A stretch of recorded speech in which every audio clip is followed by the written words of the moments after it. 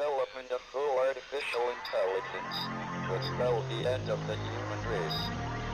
It's a flying object, and we don't know what it is. I would hope somebody is checking it out.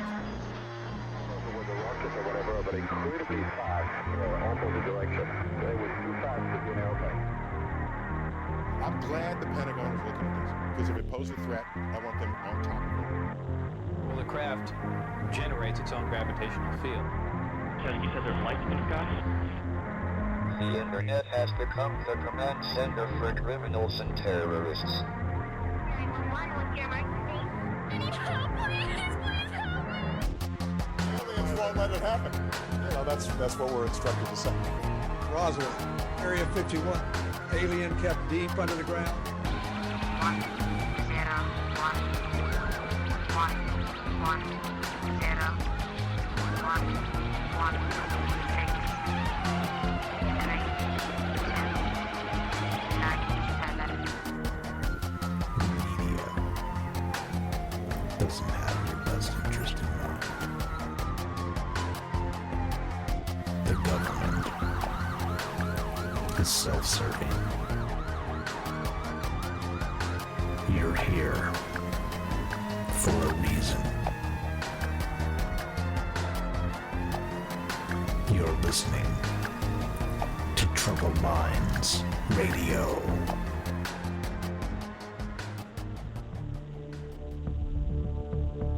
Broadcasting live from a secret bunker just off the extraterrestrial highway. Somewhere in the desert sands outside of Las Vegas. From somewhere in space-time, loosely labeled Generation X on planet Earth.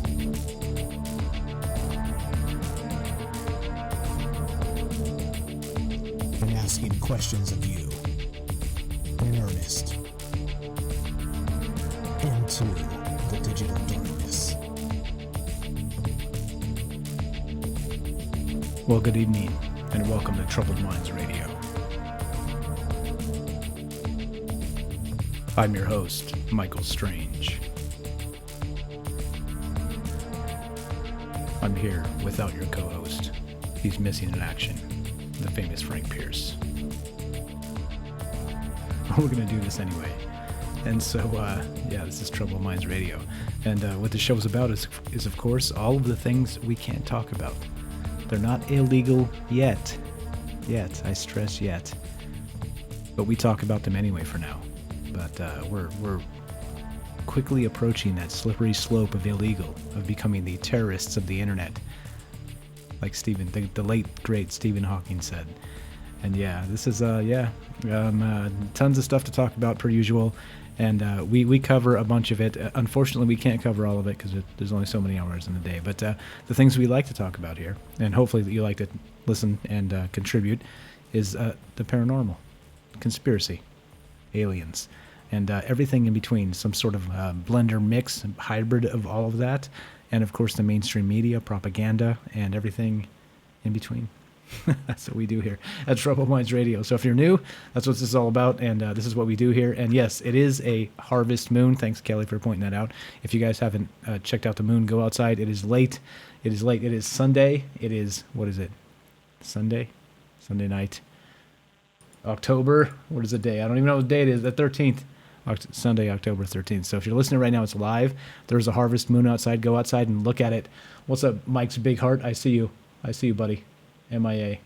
I see you. I see you on Periscope. Yeah, no, check it out. Do go look. I was admiring the giant moon on my way home tonight. And so, yeah, that's there we go. That's part of it. And we did a werewolf show a couple shows back. So there you go. We're going to talk about that kind of stuff as we go deeper into October and get closer to Halloween. And hopefully you guys will call in with your ghost stories and with your paranormal stuff. And, maybe your granny had a haunted doll or something like that. Because guess what? The show is live. Yeah, live. 702-957-1037. You can call that phone number right there. You can get on the show and you can talk about whatever. Show feedback. You can say hello. You can whatever. We can do whatever. This is kind of free for all. This is kind of show riffing, right? This is looking at you and yeah, crowdsourcing a show, I guess is the best way to put it. Okay, so enough rambling. Enough of that. Did I cover it all? I think I covered most of it. Frank's still MIA. I don't know. I haven't heard anything back since that little tease he dropped in Discord several days back. But still hoping he's going to show up, and he said he would. So there we are. But we're going to keep on trucking until he decides to come back. But there we are. We got you. Again, we're never alone because we have each other. There it is. All right. So we're going to do some shout-outs, and then we're going to talk about all kinds of stuff tonight. We got the Evil Eye on tap, which I had queued up last week, which we never really got to. I think it's interesting to talk about, and it's that time of year, so why the hell not? Voodoo, witchcraft, or whatever the hell that, or maybe you think it's just a trick of the mind. Who knows? Maybe we'll get into some of that and see what that's all about. And there we are. What else do we have on tap? We got some more random paranormal weird stuff. We got a little bit of China, of course. It depends on what you want to hear. We've got the Devil's Rocking Chair. If anybody's ever heard of that, we're going to talk about that tonight. So there we go. That's what's on tap, and of course you guys. So if you have a story to tell, ghost story or any story, or aliens, or conspiracy, or whatever. It's kind of all game. Just don't call and want to talk about the Mueller report or impeachment. We're not interested. No thanks. We're not doing that. Everybody else does that. We're not doing that. Okay, so, all right. It's time for the shout-outs. We got Fred. Fred gets first on Facebook with good evening all. What's up, buddy? And Mike's Big Heart on Periscope. I am looking. What's up, buddy? He gets first on Periscope. On the other alternative chats, we got Paul Gill. What's happening on YouTube? Timothy, Tony, Derek, Gabe. We got Remy. Thanks for being here. We got Timothy. Good evening. Kelly, which pointed out the Harvest Moon. Thank you. We got Philip from Southern Oregon. What's up? Yep, I know where you're at. We got Remy from Connecticut. And Timothy says it's a cluster F. I don't know what that means. The entire world plan. Oh, yeah, hell yeah, it is. Hell yeah, it is. We got Remy, I'm stuck on the Yankees game. I'll be back. Yeah, that's okay. Go A's. Go Oakland A's. Todd, what's up? Thanks for being here. We got, let's see. Thanks for tagging people, Timothy, there. Joe, what's up? Anyone get probed in a fun way this weekend? Unfortunately, not I. I got probed in the unfun way. Okay. Justin Thomas, thanks for being here. Justin from Michigan. Had a pizza for lunch. Fantastic. Taylor from Texas. How you doing, buddy? We got Steve. We got Michelle. Who else? We got, let's see. Joe says we are wolves, not the swear wolves. I don't know about that. We do some swear wolves. Yeah. Paul got first on YouTube. Sorry about that, Paul. My bad. I see you there. We got Larry, of course. We got Paul. Hello, Mike. Hello, Paul. We got Gabe. We got Larry, and Timothy says hi, everyone. All right, let's do this. If we missed a shout out or whatever, just put your where you're watching from, streaming from, and we'll shout you out as we go. But let's do some. Let's do some of this. I'm told by a good source we're getting a call from Florida, so we'll do that. But in the meantime, as that's about to happen, let's look at this. Actually, let's do a poll. Should we? What do you do? Okay, type in the chat. Are we going to start a poll and just start with should I just start, or should we do a poll and you guys decide which thing we talk about? So we'll ponder that. Type it in the chat. Do you just go, or you want a poll? Go or poll. Those are the two chat options. Do it. Go or poll as I wait for my call from Florida. I've been promised a call from Florida, and here it is. so there we go. Go or poll. Go or poll. Go or poll. Yes. No. Or I'm just gonna go. Nobody's voting. All right. So we're gonna talk about this. This is what we're going to talk about because this is what's on deck. What is this? Let's see. Actually, let's do this follow up. No, it's too early for that. All right, how about this? Let's warm up with some China news because you guys, whatever. We're going to get to the paranormal in just a bit when our buddy from Florida calls. But let me follow up with this. Some of you saw that basketball video on YouTube where the NBA kind of backed down to China because of the money that's involved in the NBA in China. This is going to be real fast. I'm going to go to the call. We got the call coming in right now. And but remember, it was the NBA, the basketball commissioner, because, okay, let me start the beginning and brief this really fast. The general manager of the Houston Rockets, which is a basketball team in the NBA, which is the National Basketball Association, for you people who don't like sports ball, just so we're clear, tweeted that he stands with Hong Kong. And, of course, Hong Kong freaked out and put a bunch of pressure on the NBA, and the NBA, the commissioner, basically said that they apologized for the Stand With Hong Kong tweet. And so many cowards in the NBA and everybody else worldwide, or whatever, were what were they doing? They were talking about apologizing to China somehow, which I'm confused about. But here we go. We have another one. So this is reported by CNBC.com. Blizzard strips pro gamer of tournament earnings after his support for Hong Kong protests. So Blizzard, of course, is the giant company that runs World of Warcraft and I think StarCraft, and what else do they do? They do all kinds of stuff. Diablo 1, 2, 3, 4, 5, however many they are. But they have a ton of money, more than most countries. That's how much money Blizzard has. Well, they stepped in and stripped a pro gamer of tournament earnings after he wanted to support Hong Kong as well. So again, you skip the human rights. Just send your cash. Okay, there you go. Just wanted to say that, isn't it bizarre? Think about it this way. Isn't it bizarre that China has such a stranglehold on industry worldwide that somebody says something that's offensive to them, and then huge corporations on this end of the world back down? Think about that. That's crazy. Paul says, go. All right, we'll go. There we go. I'm going to point that out. Okay, and let's go to this phone call. Here we go. This is the phone call we've been waiting for. All right, here we go. This is Joe from Florida. What's up, Joe from Florida? How you doing, buddy? How you doing? You said good. You were good for your word. You called. How you doing, man? How are you tonight? Hey, man, it's a funeral director's creed. If we tell you we're going to be on time, we've got to be on time, because you don't want to be late to your own funeral. But, yeah, that would not be good. There's an old saying. I peeled this from a book from the late '80s, I believe. I was a young man at the time, but it's the rhyme starts like this: "Don't you ever laugh as the hearse goes by, for you may be the next to die." Okay, all right, go ahead. I want to remember that one. That's a good one. That's a good one. But I was talking to the kids today. I'm like, you know what? I might call in and tell some stories that are true that have happened to me.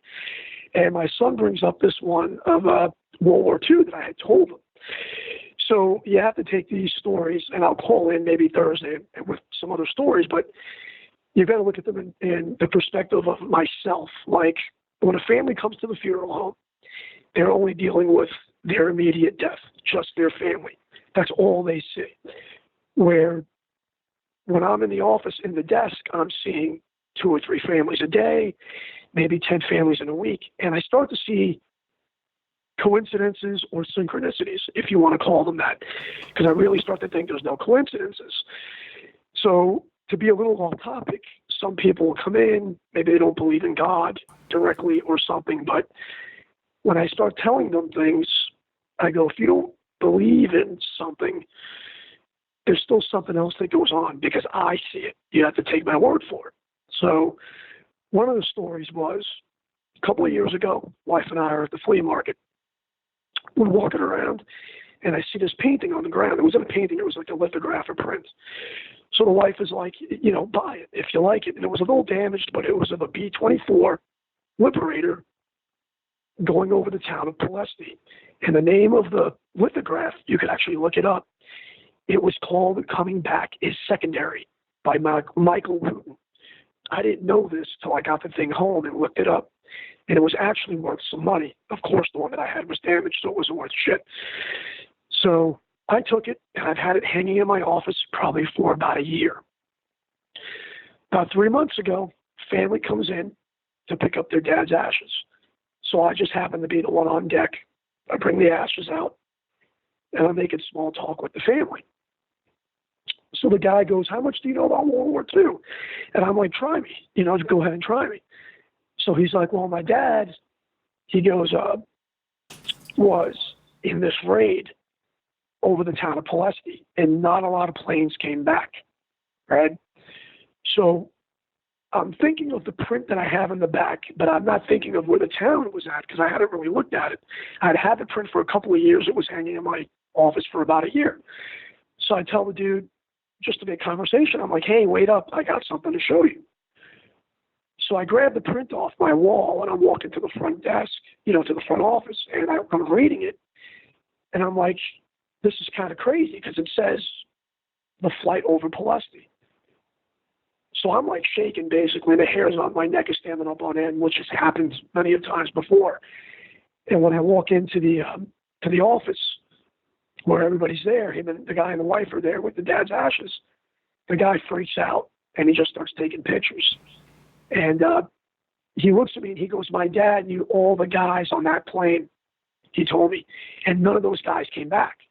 And he said that his father was the center. His father was the bomber. I think it was in the middle. No, he was taking pictures. The dad took pictures after the bombs dropped to make sure the bombs were on target.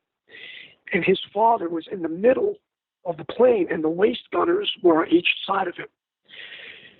So the flight was very low, and it was a daylight bombing run. So basically, this guy's dad saw a flash come up from the ground, and it was a German 88 flak. Hit the plane. He said the one waist gunner got out, and he flew out right after him. The other guy, the whole plane exploded. The only reason why he survived was because he had a leather jacket on. He was burning on the way to the ground. And I figured out it was Romania. And the other reason why he survived was he got picked up by Romanians, and they kept him till after the war. But here I am with this picture, and the son couldn't believe it. He's like, "Oh my gosh, I'm going to have to email you some stuff and some historical stuff. My dad knew all the guys." So it was kind of a neat story. And for whatever reason, I had the picture on that wall, and I just happened to think about it and grab the picture. And I didn't know this guy when he walked in. And by the time he left a half hour later, we were talking about World War II and all this crazy stuff. So, it wasn't like it was a scary story. But I did have one where...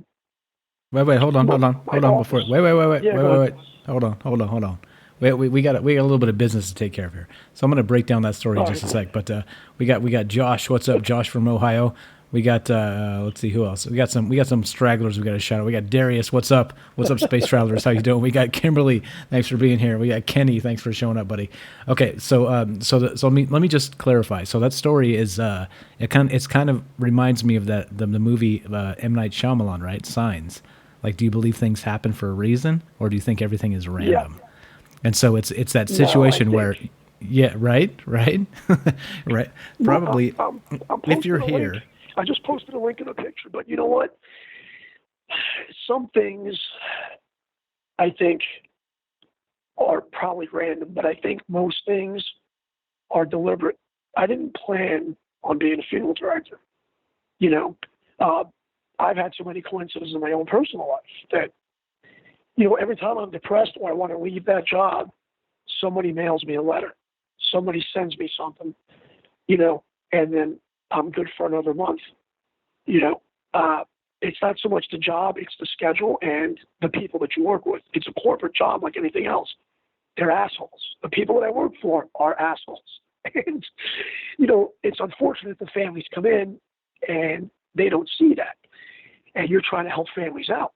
And I help families out, whether it's discounting things because they don't have a lot of money, to giving a call away.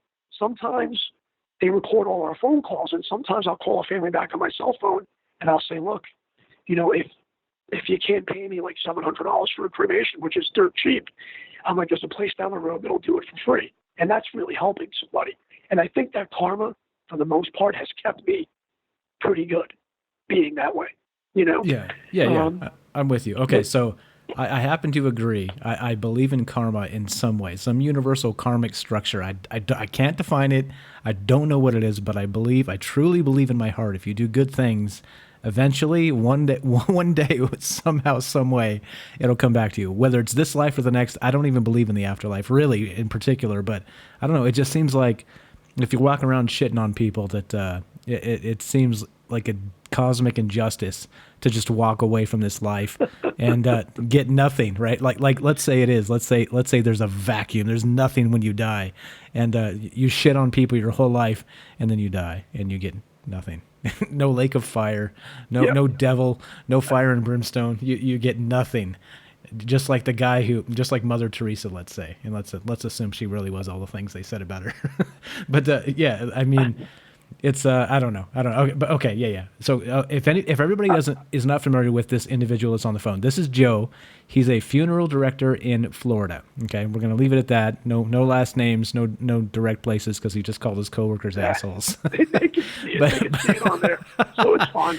But the last name, and it's a mafia last name. I have a Gambino, so I don't care. Oh, okay, all right. Really Well, there we care. go. Well, there we go. He's dropping his last name. Okay, but here's the thing. So he's got a bunch of ghost stories because, of course, he works in a funeral parlor, right? Where people come in and they do cremations and all the rest of the things. So, yeah. Okay, go ahead. But Yeah, not go ahead. all of them.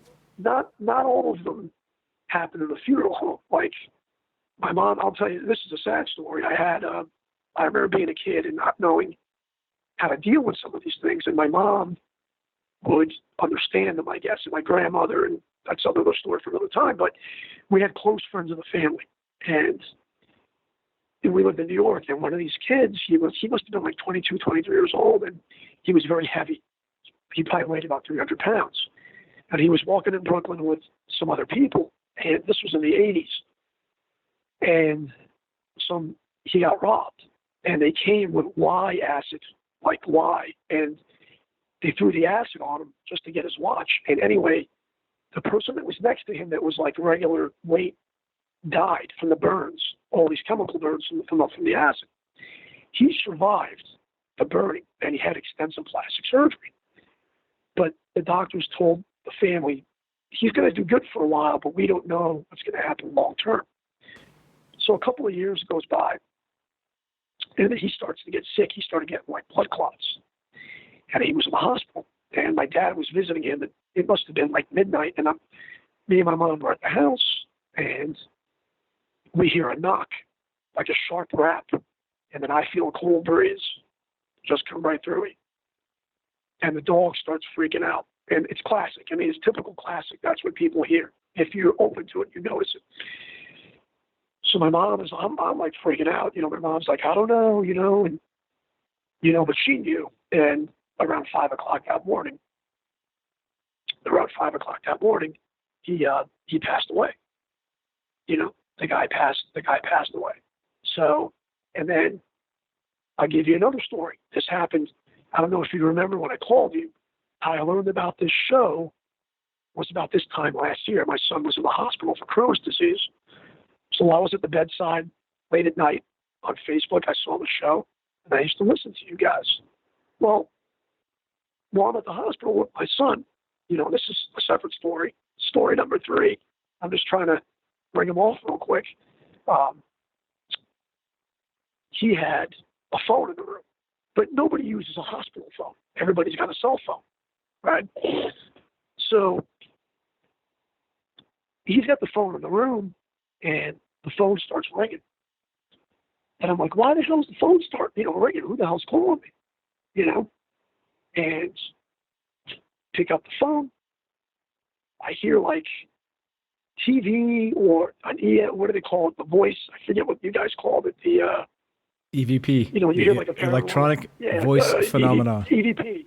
I could hear something, right? I could hear, but it was like static. It almost sounded like a TV. I wasn't sure, and I'm like, that's weird. And I think I've got a video of the phone ringing. It's not like it's indefinite proof, but anyhow, my poor son, he's adopted. His granddad, my poor kid, his granddad passed away while he was in the hospital. And that's what we figured was coming through that phone. And to make it a little bit weirder, his grandmother was getting cell phone calls, or the cell phone was ringing. And actually, he's sleeping now, or I would ask him. But she was getting cell phone calls, and it was like from the grandfather, or like the grandfather's cell phone. Okay.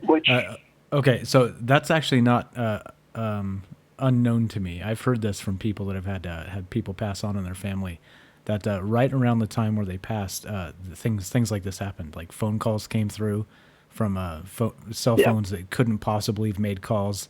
They saw the person maybe like walking on the block, maybe in the house for a minute, checking on them, things like this. Out there, guys, call out to any of you guys. Have any of you had a situation like this where you had maybe somebody in your family or knew somebody in the family that saw something like this happen? Because this seems to be a thing, right? It's and again, so it's the soul. Do we have a soul? Is there not a soul? When the soul passes on, does it try to say one last goodbye somehow, some way to the people closest to them, or does it not? What do you think? Like, these are many fantastic questions, and part of this whole conversation I think is important to talk about. And here we go. Joe is closest to most of this, a lot of this, more than many of us would be. And so again, thanks for calling in, man. So what? Okay, what you were about to comment? Go ahead. You let me know. I mean, sometimes I think we go to another dimension. Some people say that after 3 o'clock in the morning, the veil is thinner. I can write the stories down for Thursday. I don't want to blow all through them, but I've had personal. I mean, they're all personal because you see this stuff. I had a woman come into the funeral home, and she works for me, and we have a coat rack in the back, and she's like, "Who else is working here?" I'm like, "What are you talking about? Who else is working here? It's just us on the weekends." She goes, "No, I literally saw an old man just hang his jacket up, And I'm like, well, some of the old guys that opened up the funeral home originally, they did things the same way every time. See, old school funeral directors did their stuff at the same, like they did everything the same because they got their certificate and they got pigeonholed, and that's all they knew. Okay, they may not have had the best people skills. They might have been good embalmers or this or that, but it was repetition of the job, and that's where I'm living now, and I can't stand the repetition. But the fact that she told me she saw somebody come and hang up a coat makes sense, because a lot of these guys did shit the same exact way every day, like Mr. Rogers coming in and taking his sweater off and taking his shoes off. That's what these guys did. So, that's what I see. I see numbers often. I see people die on their birthdays. Lately, the trend has been ship outs, where one person dies and you got to put the body on a plane. But if that happens once, it happens 3 or 4 more times. So sometimes you become like a travel agency for dead bodies, and then That's it just curious. goes away. Just That's like curious. that. Hey, so everybody out there, do you believe in numerology? They say that things happen in threes, right? So is this a thing? Is this a metaphysical thing, or is this a superstitious thing? Is this one of those moments, or where you can say that like our mind tries to create a pattern out of many data points, let's say, or is it? Do you think there's something to it? Do you think there's actually something to numerology? And actually, that's one of the things we haven't looked at in this show at all, ever. And so I think we should probably put that on the list. So if you're interested in that, let me know. Numerology, we can take a look at that. But maybe, yeah. I mean, Joe's saying he kind of sees some of this. And like I said, he sees more dead folks than I. And I say that respectfully. So it's, God bless you, man. God bless you, man. It's not an easy thing. And I've cremated plenty of them. Okay, fair enough. Okay. But anyway, I can let you go, or I can keep going. It depends on what these guys want to do out there. So, okay, let's say some for Thursday. I got some stuff queued up here, like I told you. I did the quick prep because I just got home from work, but whatever. But yeah, let's say some, because we got a whole month to go before Halloween, so let's not blow all the stories. But again, this is Joe from Florida. He works in a funeral parlor, and he's like I said, cremated many and seen many bizarre, what would you call it, coincidences with that World War II photograph, and the individual actually passed away, was in your funeral parlor, and you had a photograph somehow, some way, randomly on your wall that was a plane that he maybe worked in or knew the people on, or maybe even flew in himself. That's bizarre. He knew the people on that plane. He knew the people on the plane. Like, in other words, the painting, the prints, like I said, I put the link up. The guy was in the air at the same time that this plane, it was called the Vulgar Virgin. It's a B-24 Liberator. They were all in the same squad at the same time. So, I mean, when you really put that in a microscope, what are the chances of that? What are the chances? Yeah, I don't know. Is the Matrix running out of steam? Yeah. What are the chances? Has the kid? Running out of data. Yeah, the cosmic kid that we are his science experiment has he moved on to the next grade and stopped curating the universe that we live in. Who knows? Who knows? Okay. Again, this is Joe from Florida. Works in a funeral parlor. Has tons of ghost stories. We're gonna hear them through the month of October, and I appreciate you calling, my man. Appreciate it, and appreciate the good stories. All right, man. Good night. All right, thanks for calling. All right, we're gonna move on to some other stuff. There you go. There's again Joe. If you want to contact Joe and say, hey man, I want to know more about your stories, he's on Discord there. So if you haven't joined the Discord, well, what the hell are you waiting for? What the hell are you waiting for? So I'm gonna put a link here, and you can join the Discord if you have not. Many of you have. Is that Discord? Yeah, that's a Discord, I guess. Let's try that. Damn Facebook, Discord. Okay, all right, then we're gonna move on. Let's see. Chat. I got a good one from Robert here. He says, the dignity of a casket and cemetery burial is unaffordable for the poor, so they can only be sent to the furnace to be disposed of like human garbage. And there's another thing, actually. So with that topic in mind, do you guys believe that there's a difference? So religions believe there's a difference in actual casket, cemetery burial, and cremation. But do you think that there is a difference there? Thank you, Robert, for the great comment. Thank you for always great comments. And do you think there is a difference? I mean, that's not what the show's about tonight, but just throwing it out there as a food for thought, right? It's some of the things that we may not think about that religions have cemented in place for thousands of years at least. So I don't know. Yeah, to me, I'm not sure where I stand on that. If the soul is the soul, and why would you? Okay. I'm on a tangent just for a sec on that. But if a soul is a soul and you bury somebody, why would you bury them if not for like the return of whatever, right? Return of the rapture or what have you. So if you're cremated, your ashes, right? You've been scattered to the wind, whatever. But if you're not, if you're buried in a casket, much like the people, the pharaohs, let's say, of ancient Egypt, and you can be brought back through your DNA, scientifically, or you can rise from the dead, from the rapture. Who knows? Like, I don't know. What do you guys believe? What kind of stuff is that? Todd says energy. Kelly says, what's up? If you want to call it a soul or whatnot, it's your true self. We are energy beings in a meat suit. And funny you say that. Yoda said that. If anybody doesn't remember, from The Empire Strikes Back, he said, what did he say? Crude. We are not this crude matter. Illuminant beings are we, or something like that. I don't know. I don't have the exact quote. Or something like that. Okay. Anyway, let's see. Todd says, back to numerology. I say triple and double numbers almost every day. Is that before or after the wake and bake? You tell me, buddy. We got the Randy, the Macho Man, Randy Savage. Yeah. I remember him. Larry says, thanks, Joe, for your service to the grieving families. I've appreciated the work they do. See, I'm telling you, it is a tough job. That's a tough job. You got to deal with that stuff. Let's see. Joe says, when you think of all the metal in the ground, concrete, and chemicals, all the crematory does is speed up the process. Ashes to ashes, dust to dust. There you go. What's up, Ingrid? Hola, everyone. How are you? Kelly says, the ancient people did it because they were hoping to be brought back to life. But think about that. So if the Egyptians were the best at preserving their pharaohs and their dead, right? The important dead, let's say, the rich, wink, wink. The rich people are the important people, wink, wink. But those were the pharaohs, right? The pharaohs were the gods, and those are the ones that got the actual the Cadillac burial, let's say. But why? Is it because so now today we could be able to draw their DNA and maybe bring them back? Is that what it was? Was it a scientific nod from the Anunnaki, or was it actually some sort of spiritual thing where they thought that maybe one day their actual shell would rise from whatever it was? Yeah, crazy stuff. Joe says that what kills me is people put the ashes on the shelf and forget they need to be somewhere. Don't forget. Has anybody seen that?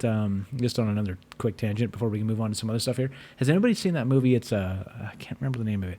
It's animated. I think it's Pixar. It's in Mexico. It's like the skeletons and the Day of the Dead, Dia de los Muertos, and it's got the kid that plays the guitar. And somebody will tell me the name of this movie. But basically, the premise is that spirits survive only until the person is forgotten in the real world. Like when nobody else remembers the spirit, they dissipate. They're gone forever. I don't know. What do you think about that? I don't know. Pretty cool movie. I haven't seen it. I don't watch a lot of cartoons, but that's amazing. Ingrid, what's up? Says, do we time travel when we die? That's it. That's a hell of a question. Or yeah. I have no idea. That's a hell of a question. Joe, let's see. All right, so what's up, Wayne? Thanks for being here. Hello out there, troubled minds. All right, let's move on. So if you guys have comments about that, you know what to do. You can call us if you want to keep talking about dead stuff and dead people and all the rest of that. We're into that, right? It's not because people dying is good, but because maybe it's some sort of passage or illumination, or maybe we do become the next thing, which is the next step of our evolution. Just like Kelly said, maybe we're just meat bags, but the energy inside of us is what lives. Who knows? Yeah, I don't know. If you want to talk more about that, we're here for that. This is Halloween. This is the month to do it. It's cooling off. The moon's out and bright, and the only thing we're missing are some werewolves howling. So 702-957-1037. There's the phone number. Click the Discord link. It's in the chat. It's in the Facebook chat. I'd linked it in the other chat, and there you go. Okay, so all right. Let's move on real quick. Okay, so we talked about Blizzard and the okay. How about this? Let's do this. Has anybody ever heard of Zach Baggins? Zach Baggins, this guy. Has anybody heard of this guy? Zach Baggins. This is the dude from let's see, check the audio levels. Okay, everything looks good. All right, Zach Baggins. Coco, there we go. Thank you. Joe says the movie is Coco. Yeah, that movie Coco. If you guys have not seen that, it's fantastic. It's fantastic. Check it out. It is fantastic. So there we go. There's the Michael Strange recommendation. It's an older movie, several years back, 2, 3, 4, 5 years. No, I don't know. Time flies when you're having fun. But it's called Coco. It's animated. Check it out. If you don't cry, you're a reptilian. you're a damn reptilian. No, I'm just kidding. Okay, so here we go. Zach Baggins. Anybody heard of this guy? This guy. Yeah, there you go. Dale says this guy does the Ghost Adventures. Exactly. So he's a buff dude. If nobody's seen Ghost Adventures, he's the buff dude that kind of stomps around these haunted places. Cameras following him. He's got like a team. They do the EVPs. They do all that, right? This is Zach Baggins. And he buff dude, and he runs into the dark with like not night vision goggles on, and he's like, "Where are you, ghosts? Where are you?" Ah, right? Like he's kind of like it's like a weird weird steroid Ghostbuster is kind of what he is. That's kind of what Zach Baggins is, in my opinion. Zach, if you're listening, I'm sorry. He does have a museum here in Vegas, and I might run into him one day. But yeah, so he does Ghost Adventures, and they search for ghosts.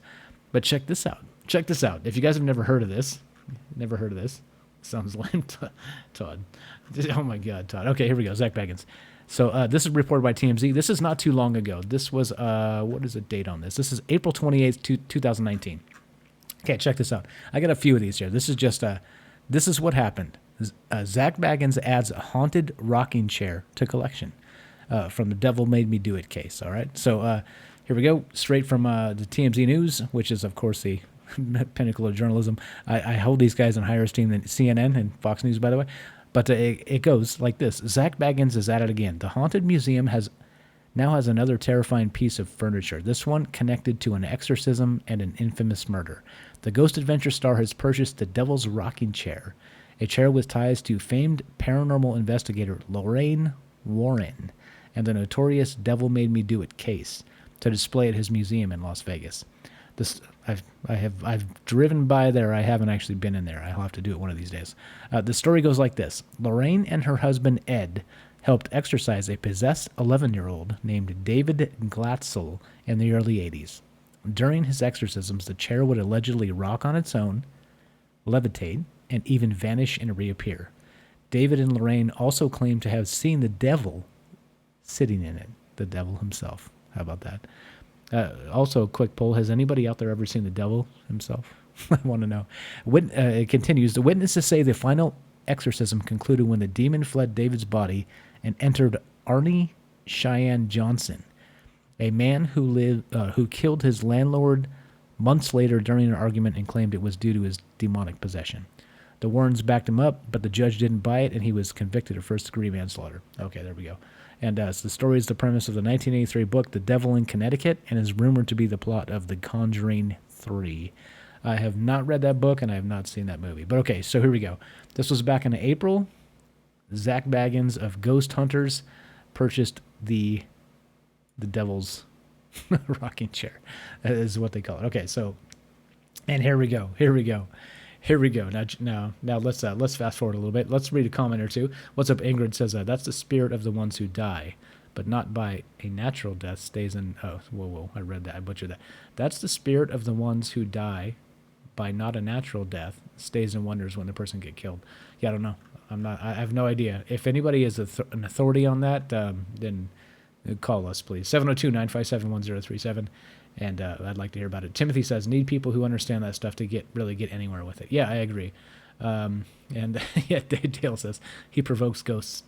Not a good idea. Yeah, Zach, he runs in screaming, beating his chest. Let's see. Yeah, you want the link to the devil's thing? Here you go. You got it. You got the link. Here you go. Link coming in, sorry. I keep forgetting to send the links. Just too many things. Too many thoughts going through my head. Not enough, Frank. You know how it helps. Or how he helps. Okay, anyway, there you go. There's the link. Todd says there's no devil. There we go. Okay, let's see. Dave says, I saw the devil. I was in a hospital off my head on some serious intravenous pain control drugs. There you go. So the devil. So does the devil exist, or you need drugs to conjure the devil? Sorry, Elizabeth. Wayne says, in the case of a person's spirit, then, do you figure it would have consciousness? I don't know. That's a good question. Like the spirit itself? So, yeah, you tell me. All right, so this is Zach Baggins' haunting chair. All right, or haunted rocking chair. The Devil's rocking chair. Now, check this out. Now, this jumps to July 2nd, 2019. Now, so he put the exhibit, this Devil's rocking chair, in his museum here. And it's a tiny building. Let me tell you, it's a tiny building. You could probably walk in and out of that building in under 5 minutes without stopping to hear all the stories. It's a tiny building. Like I said, I've seen it. I've driven by it. Okay, but now this is interesting because he puts this Devil's rocking chair in his exhibit in this paranormal museum here in Las Vegas. And now things start happening. Things start happening, and not only that, he's forced to close the exhibit. All right, so what happened? So what happened where he would actually be forced to close the exhibit? That's crazy, right? Excuse me. And so if this thing is actually haunted, well, what happened? Let's find out. So this is reported by paranormalnewsdaily.com. Here we go. I'm linking this, and you guys can check it out. And it reads like this. Let's see. There are many. No. Blah blah blah. We're gonna skip that. What is the history of the chair? The Devil's Rocking Chair was recently purchased by Zach Baggins, which we just read. The man from Paranormal series Ghost Adventures. The chair was supposed to be the main attraction at his haunted museum in Las Vegas, but the paranormal activity surrounding the chair threw a spanner in the works. A lot of history we talked about. Let's see, whose cases have been featured in The Conjuring and Annabelle, which is Ed and Lorraine Warren. Let's see. Okay, so blah, blah, blah. After several days of exorcism, the demon was expelled from the boy. We already heard that. Okay, and let's see. According to Carl, which was, let's see. Who's Carl? We'll find out in a second. It's in the article here somewhere. Nobody should ever sit in a chair. It is said that people who dare to sit in it face some medical problems shortly afterwards. Some who even did required surgery. Interestingly, the chair was only sold a couple of hours before the death of Lorraine Warren. Another creepy coincidence that surrounds this chair. And so, again, do you think things happen for a reason? So Lorraine Warren, the medium, the spirit medium, that threw the devil out of this boy, the demon, whatever it was, and this rocking chair was haunted, passes away within hours of the sale of this chair. Is that just coincidence, or you tell me? You tell me. I don't know. But okay, so why was the exhibit closed? Now check this out. It gets better. Now, so they say there's some paranormal stuff happened, and what was that stuff? Okay, so this is a Mysterious Universe. If you guys haven't listened to this podcast, do check it out. Very, very good, and they are They talk about all kinds of this stuff, paranormal, aliens, and the whole deal. Kind of like us, but they just do it better, as well. They've been probably doing it for like 10 years or 15 years, but, it comes with the territory. But they're very, very, very good. Mysterious Universe, if you haven't heard them. Okay, now this, let's see. So the chair was featured at his haunted museum. Let's see what happened. Here we go. This is it. Okay, so he explained to TMZ that not long after the exhibit opened on May 28th, a woman collapsed, began bawling, and asked, "Why is this happening to me?" After she collapsed, she became unconscious. What's even more frightening is that when the woman became ill, she was located exactly on top of the room which held the rocking chair. Yeah. I don't know about the Zach Baggins dude. I haven't watched a ton of this. Has anybody watched this? Do you think this guy's legit, or do you think he's a charlatan? Or do you think he's somewhere in between? I have no idea. I don't know. Like I said, I see him beating his chest in the muscle shirt, running in going, where's the ghost? That's kind of what I've seen from him. But again, the devil's in the details, and somebody would say that about me. Or, something similar. So, whatever. You listen to 5 minutes of me and go, oh, this guy's a knucklehead. But who knows? Maybe this guy knows what's up. Okay, so here we go. Let's see. He said that a power cord was also inexplicably yanked out of the wall, which powered a light that was facing the haunted rocking chair. Okay, so it unplugged a light that was shining on itself. And the door of the room where the chair, it slowly opened all by itself. With the terrifying occurrences seemingly connected to the chair, Baggins had to shut down the exhibit for the time being. All right, and so I've got a video. All right, let's read some chat. I'm going to play this video in a sec. But what do you think about the Devil's Rock? First, what do you think about Zach Baggins? What do you think about the Devil's Rocking Chair? What do you think about all this? Who knows? Ingrid says, I was told he can open unknown doors by watching paranormal shows. Who? Zach?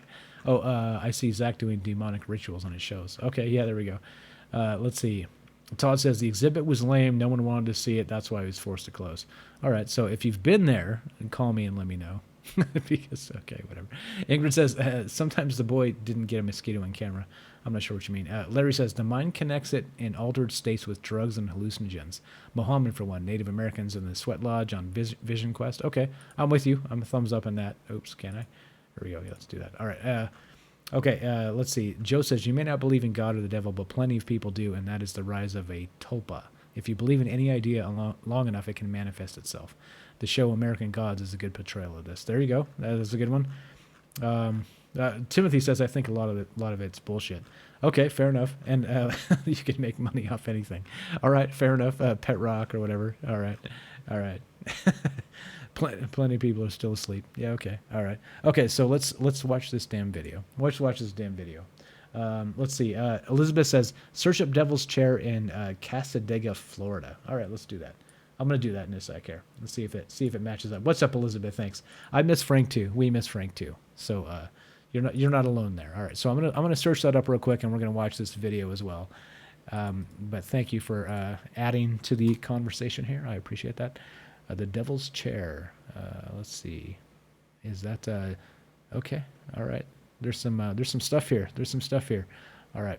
So let's pull this up and look at some of this, and let's watch the video though. So there's supposedly some things happening with this Zach Baggins thing. So let's watch this video. I'm linking this video if you guys want to check it out. And here's some of the stuff that actually happened. I think it's the woman that collapsed, and some of the paranormal stuff that's happening around this thing. But again, right? So this is part of the conversation. It's not just about the paranormal. How much of the paranormal do you think, it age as old as snake oil, and how much do you think is real? Right? People live, people die. Is there a spirit? Is there not a spirit? Does it pass on? Does it not? Does it disappear? Does it fade away into another dimension and never come back? Like there's 1,000 questions here, and you can go over and over and discuss these for lifetimes. But what do you think about it? Is this how much of this paranormal stuff, the ghosts, the whatevers, is actually legitimate, and how much is not? Okay, anyway, food for thought. Here we go. We're gonna play this. What's up, Charles? Thanks for showing up. All right, we're gonna play this video. Here we go. So this is supposedly the TMZ video of something happening here in his thing. So I've linked the video, playing it right now. Action. This is silent, so we're just gonna watch like a minute 38 of whatever's going on. Action. TMZ, of course. All right, so Zach is kind of standing there, and this seems to be like a shadow down here, like something moving. Oh, there it is. Okay, so the thing actually, this cabinet door just kind of opened all by itself. So there we go. I don't know what close proximity that is to the rocking chair here, but they seem to be interested. And then this thing just opening by itself. And I think this is the one where the woman drops here. Yeah. So she's actually like having some sort of panic attack, and she's getting help in this museum itself, and asking why is this happening to me. She's crying, and yeah, why is it in black and white? It's like they kind of want to more marketing, right? I don't know. Like you can afford to buy the Devil's Rocking Chair, but you can't buy color cameras. What the hell's going on here? But yeah, so this woman is seriously distressed. She's on the ground, prone. She's got people around her trying to comfort her. It's hard to say what's really going on, and I don't know what's going on with the cameras, but you see like all these little, are they bugs? Are they orbs? Or you see that? See that stuff flying around the camera? Like what the hell's happened? Is that paranormal, or is that not? I don't know. Again, I'm not an expert in this. You guys know this, that I'm not, but just look at the video and try and see what's actually happening here. And so this is a minute 38 that was released. I'll play this again, and there we go, of course, TMZ with the there we go. Okay, so I don't know, what do you think? So they brought her some water, looked like she was distressed. Yeah, and there we go. All right, Dale says, what's up, Dale, what's up, buddy? He says, it's a multiple dimensional experience. Stephen Greer mentioned this as fact. Demonic forces are at play. All right, I'm with you on that. Okay, let's see. And then Ingrid says, I think people get paid to fake paranormal experiences. Yeah, I think that's for sure. Gabe wants to know, are vampires real? Yeah, we should do a show on vampires. I'm not sure we've done a full show on that. Robert, what's up? Says, people who believe in demons will create them. Right, that's like the tulpa, right? That's like, that's what Joe was talking about. It's, do you believe in manifestation? And that if you believe in something hard enough that you create it yourself? Or do you think that those entities exist, and by you believing them hard enough, you're kind of calling them to you? So we get a call coming in. We'll take that in just a sec. Yeah, who knows? Ingrid adds, but I know we live in a world of darkness and evil exists, and I can agree there. Okay, let's see. Yeah, James says definitely dust. Yeah, I kind of agree. This doesn't seem like anything paranormal. The dust floating around here, but what's happening with this girl? I think that's the thing. I did link the video if you guys want to check it out, and there you go. So she's distraught. They bring her some water. She's apparently crying and saying, why is this happening to me? Having like some sort of panic attack, and who knows? It's unexplained. But they had to close the exhibit. Okay, so what do you think about that? Again, taking calls, 702-957-1037. The show is live. It's Sunday night. It's October 13th. The moon is full, and the weirdos are out. I'm not sure why. Oh, here we go. We got our favorite Tom DeLong Jr. What's up? You're on Troubled Minds with Mike. How you doing tonight, man? Yo, man. What's going on, brother? Hey, just doing our thing. What do you think about this stuff the we're talking about? The moon is out, and so is Frank. Any update on Frank, man? No, nothing, man. Still waiting. If you guys have any updates, I'm waiting for that too. So he did tease us a little bit a few days back, but in the Discord, but he hasn't said anything since. I haven't heard anything from him. So, like I said, just gonna keep going. He'll come back when he's ready, and no problem. No problem for me. Yeah, definitely. Yeah, definitely. All I gotta say is, Frank, take your time, buddy, but don't leave us behind. There you go. I agree, 100%. Agreed, right, Mike? 100%. So when like I said, when he's ready, I don't know what he's doing. Like he's very, as you guys know, just listen to the guy. He's very mercurial, if that's a word. He's just he kind of does what he does. Who knows? For all I know, he could be out building a cabin. You know what I mean? Like completely off the grid and just doing it, like building a cabin, like with his shirt off and an axe. I have no idea, man. That dude's weird. That dude's weird. Who knows? You know what I mean? That's what makes him entertaining. It's all good though. So when he's ready, we're here for him. So it's all good. All right. So what do you think about this other stuff? What do you think about the soul and the Devil's Rocking Chair and all the rest? I I definitely want to touch. Sorry for interrupting, man. I think the phone is like kind of like off beat and stuff. But the devil's chair. I wanted to touch on base. Somebody had commented. I kind of have to do with like the demon chair you guys were talking about. But there's this devil chair down here in I'm from Florida, by the way. There's a devil's chair here in Florida. It's been people have said that if you sit on it, some type of weird shit happens, you know. And my thing is, I'm gonna go there and show everyone here in Troubled Minds what is going on. This place is in Casadega, Florida. It's supposedly one of the biggest place where they practice, this witchcraft and other stuff. And as well, they have a lot of fairy sightings, which I think Todd was talking about, was interested in talking about. And I'm still waiting, Todd, just so that if you guys are listening, Todd, Kelly, I still want to talk about the Anunnaki, man. I still have some questions and some things I heard, but yeah, man, don't want to keep you on too long, Mike. No, you're good. Okay, you're good. So, all right. So, let me ask you this question about that Devil's Rocking Chair that's up in your neck of the woods. Would you sit in that? What do you think? Do you think it's all BS, superstition, stories, marketing, hype, crap, garbage, or do you like, no, I ain't sitting in that shit. Get that shit out of here. Well, look at me, man. I would definitely sit on it. If I felt any type of alien force or ghost demon force coming upon me, I'm just gonna follow what Tom DeLonge said. He said, "Pray to God, believe in God, and you would be safe." So, I mean, that's all I can.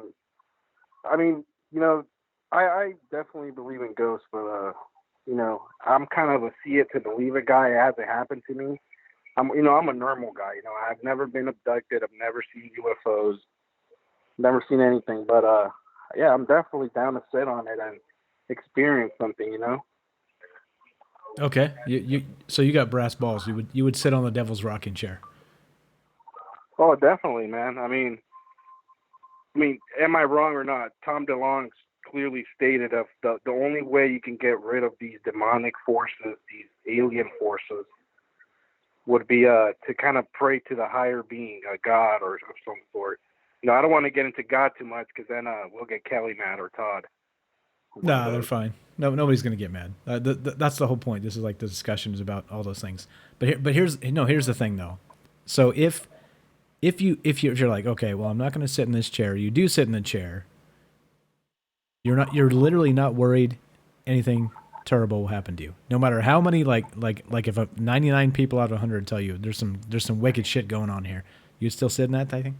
Like, despite all the social pressure, despite all the people saying, hey, man, like my grandma sat in that shit and like she got run over by a truck the next day. You still do it? I mean, I don't know. You're putting me in a tough situation, Mike. All right, fair enough. I don't know, man. I don't know what I'd do either. To be honest, I'm just curious. Kind of wondering what people would do. Me and you, Mike, we're normal people. I'm pretty sure you've never experienced like some fucking Holy Ghost stuff. Like some weird demonic kind of alien possession, whatever. So I mean, it would be kind of nice to try it. Like if something does happen. A lot of religious practices have said if any demonic forces try to intervene with your life, as long as you pray to the higher being, to God, whatever anybody believes in. But, supposedly you'll get out of this stuff. And maybe those people that did get ran over or something the next day, maybe they didn't believe in God or something. I don't want to get anybody pissed off here about God. So, but, no, it's fine. No, look, this is the thing. Go ahead and trash God all you want. Like that's you and your relationship with God. You're not going to offend anybody else. Right. And if they do, they'll get over it. That's just the way it is. That's what this show's about. It's about speaking your mind, and it's about exploring these things. And if that's how you feel, that's how you feel. It's fine, man. Don't worry about pissing anybody off. Don't worry about it. One more thing, Mike. One more thing before I get off the line here. Yeah, shoot. I just want to give a toast for my boy Frank. He's a really good guy. You know, he's been with us for several shows, and I kind of understand. I mean, the guy needs a break. And I just want to give a toast right now. I personally don't drink, but I'm gonna fire up some Mars Kush here for Frank. Cheers. Okay. I don't have any Mars Kush, but I got some Modelo. I got some Modelo. There you go. For our boy Frank Pierce. Pour some out for our homie. So Mike, that's cool, man. You sip Modelo's, man. Everybody out here in the LA area, we sip Modelo's too. We call it Modelo Time Fu. All right, there you go. Modelo Time Fu. I got it right here.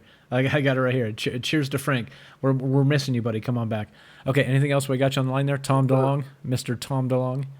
Tom DeLong. Tom DeLong. No, that's it, brother. Thank you for having me. Good show, and let's keep on trucking, man. That's all we can do. We have no choice.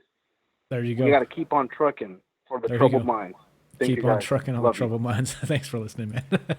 Appreciate the enthusiasm. Appreciate, and again, don't worry about pissing anybody off. It's fine. I mean, you know, like you piss me off, it's fine. We'll get over it. Whatever it is, we will get over it. All right, so there it is. So I'm going to pose that question to you guys. So given all this information that we know so far, there's a little bit more we have in the Devil's Rocking Chair. If they're saying that there was an exorcism that happened, that they saw the devil himself sitting in this chair, this thing floated, this thing phased in and out of reality, all this other stuff, the guy buys it, he has to close down the exhibit. Is this marketing, or do you really think that there's something haunted about this? I mean, we talked about several shows back, probably, I don't know, 6, 7, 8 months ago. I don't know, when we talked about, actually probably a year ago, right? Because we did some Halloween stuff about possessions and how items can be possessed. Do you think it's possible there's some sort of residual negative spirituality in this? And whether that's a demonic or whether that's somebody that passed away that was close to this chair, that was just a terrible person and wanted to hang around, who knows? Anyway, I don't know. Would you guys sit in the chair? I think that's the question here. Would you sit in the Devil's Rocking Chair? We got more about that. Okay, thanks for the call then. Let's see. Notorious and what's up on YouTube says, do you believe in flying monk? There's a video on YouTube. Type in flying monk Burma. It looks legit. I think we did that actually. We had, holy shit, it's so many shows ago. I think we saw that. We were talking about one levitation and those beetles and all kinds of shit. That's Frank's a weird dude. What's up? Heriberto says, what's up, guys? My brother told me about you guys. Hey, thanks. Hey, what's up? Thanks for showing up. Tell your brother thanks for spreading the word. Laramie, I'm a Christian. I love God, but I like to hear what people think about God. See, exactly. I think that's the point, right? It's about the conversation. It's not really about the I'm so emphatic about this or that isn't true. It's about why, right? Why I believe that. And if you can't actually have that as a talking point, as a way to actually connect with people, even people that don't believe the same things, then what are you doing? I don't know. What are we doing? I think the conversation is more important than the conclusion. Okay, so, all right. One more time. It's Sunday night, October 13th, 702-957-1037. We're drawing to Halloween, close to Halloween. 2 weeks to Halloween? 3 weeks to Halloween? I can't count. I have no freaking idea. Let's see. Let's pull up the calendar. Let's see. From Thursday, we got 2 weeks from Thursday, we got Halloween. So, yeah. Todd says marketing. I don't pray to anything. I push forward on my own. I'm like Mr. T. You're like Mr. T. I pity the fool. I pity the fool. What's up, Todd? All right, so let's do some more of this deviled egg or deviled what is this? Deviled rocking chair. All right, here we go. And somebody said who was this? Elizabeth said search up Devil's Chair in Casadega, Florida. All right, so let's check this out. This is related here. This is reported by strangeandcreepy.com, the Devil's Chair. All right, let's read some of this, and then we'll keep on moving. Here we go. I'm linking this so you guys can check this out. Thank you, Elizabeth, for telling me to search this up. Located in Casadega, Florida, I think this is what Tom DeLong that just called was talking about.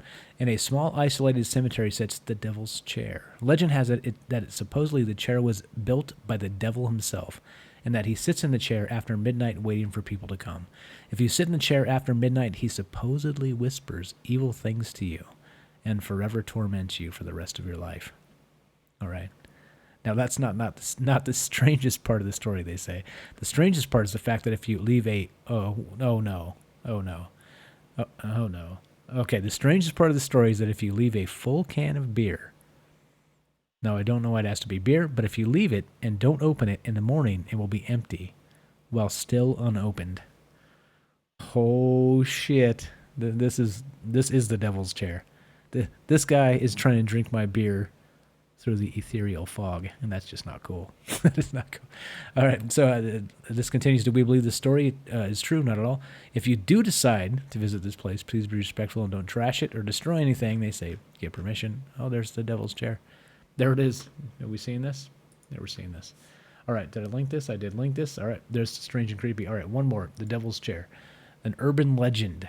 The term devil's chair, this is from the Ministry of Truth, of course, Wikipedia, in folklore is frequently attached to a class of funerary or memorial sculpture common in the United States during the 19th century and often associated with legend tripping. Tripping. Todd, you're tripping, bro. As 19th century graveyards sometimes included carved chairs for the comfort of visitors. In this function, the object was known as a mourning chair, and cemeteries have since provided benches for similar purposes, most often movable units of the type used in parks, but also specimens in the tradition of the carved chairs. And as you can see, here's one. This is a funerary chair like they're talking about. So you can mourn in comfort, in stone comfort. And yeah, there we go. So if anybody lives in Florida or Vegas and has seen these and the Devil's Rocking Chair, I'd like to know about it. That would be amazing. Todd adds it's marketing. We already said that. Wayne says there was a blue diamond like this actually that got passed down through the kind of Lewis era, and death got passed down with the owner. I don't know about that. Let me know. Call me and tell me about it. Dale, what's up? Says Tesla said if you want to understand the universe, think in terms of energy, frequency, and vibration. And I've heard that before. Several times. Wayne says you never know, but this one has marketing written all over it. Yeah, I don't know. I mean, it's hard to like. This is the thing, right? I think you have so many snake oil salespeople that you end up in a situation where when something real, like possibly real, happens, it's easy to write it off. And again, I think that's why we're here talking about this. That's why I think it's fascinating. That's why I think it's good to talk about, and that's why we do this show. All right, Darius says I would sit in it. I'd be the first one to sit in it. I don't fear the devil, Satan, or whoever. I'd pee on the devil. Darius, brass balls. What's up, buddy? You're my man. We're going to war. You're on my side.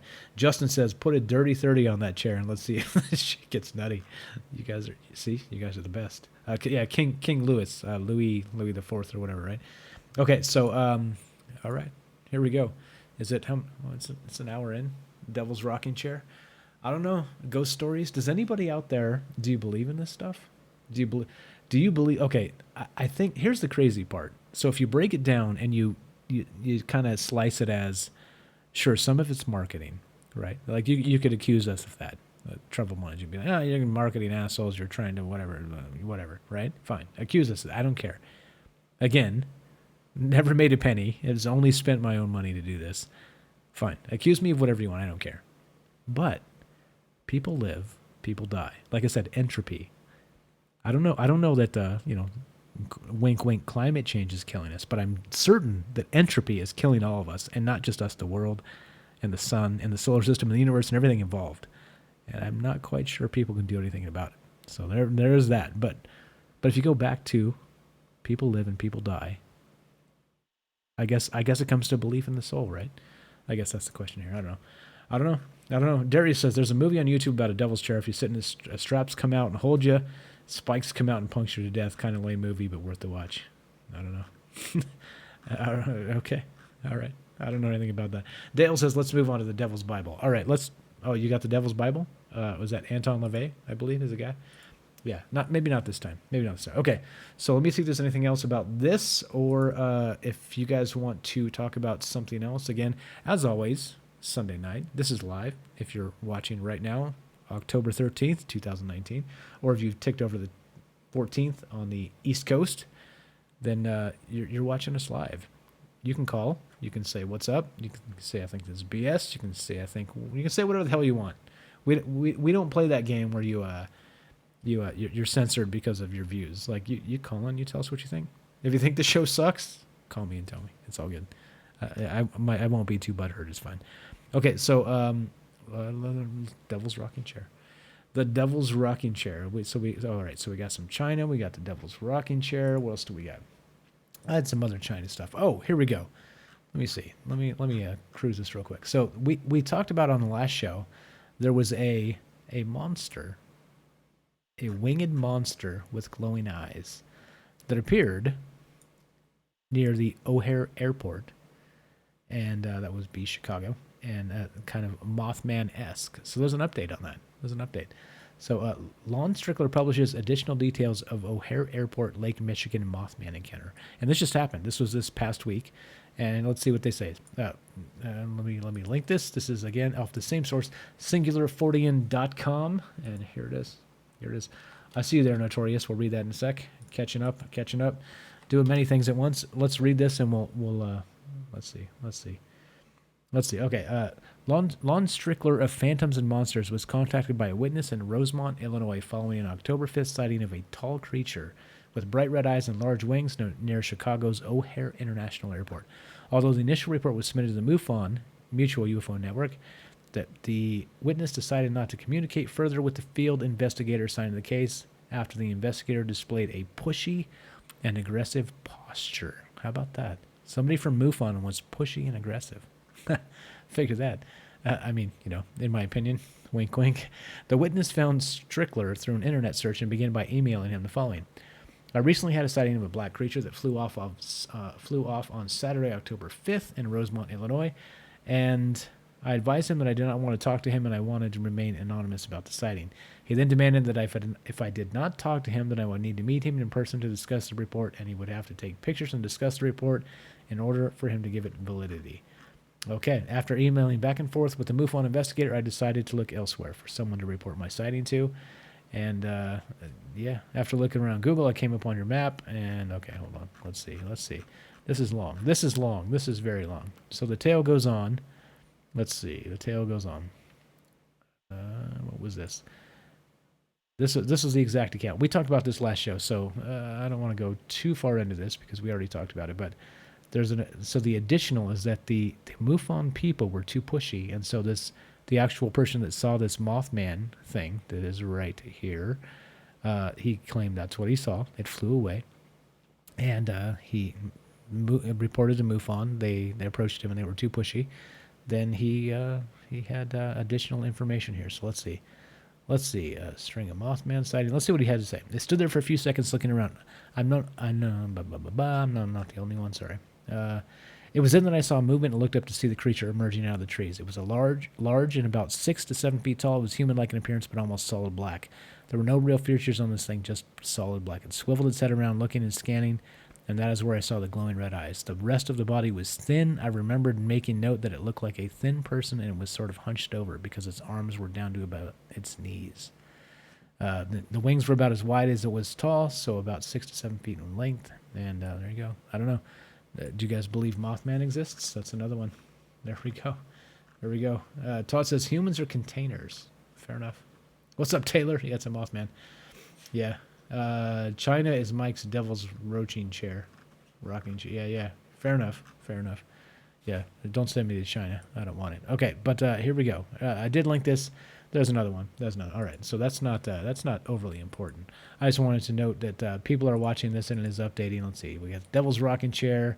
We got the video. What else do we got here? Oh, yeah, we got some other stuff here. All right. So let's. Does anyone go to aliens? How about aliens? How about science and aliens? What's up, Cameron? How you doing? So has anybody been watching the science news about where they talk about aliens and the rest of this? It's a little disturbing. I'll tell you why in a sec. Notorious LAN. Also, there's a video of a door slamming by itself at a morgue, and you can hear an EVP. Okay, if you can get that link, drop it in the chat, please, and we'll pull it up. Juan Carlos, what's up? How you doing, buddy? And Elizabeth, Juan Carlos, you should call. It's always interesting when you do. There you go. See, we got the regular cast of characters. Juan, let me know when to call and give you the rest of the story about the Mexico and the witches. Whenever, man. Let's see.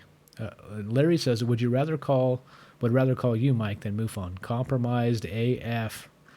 I don't know. It seems like it, right? It certainly seems like they have a connection to, what would you say?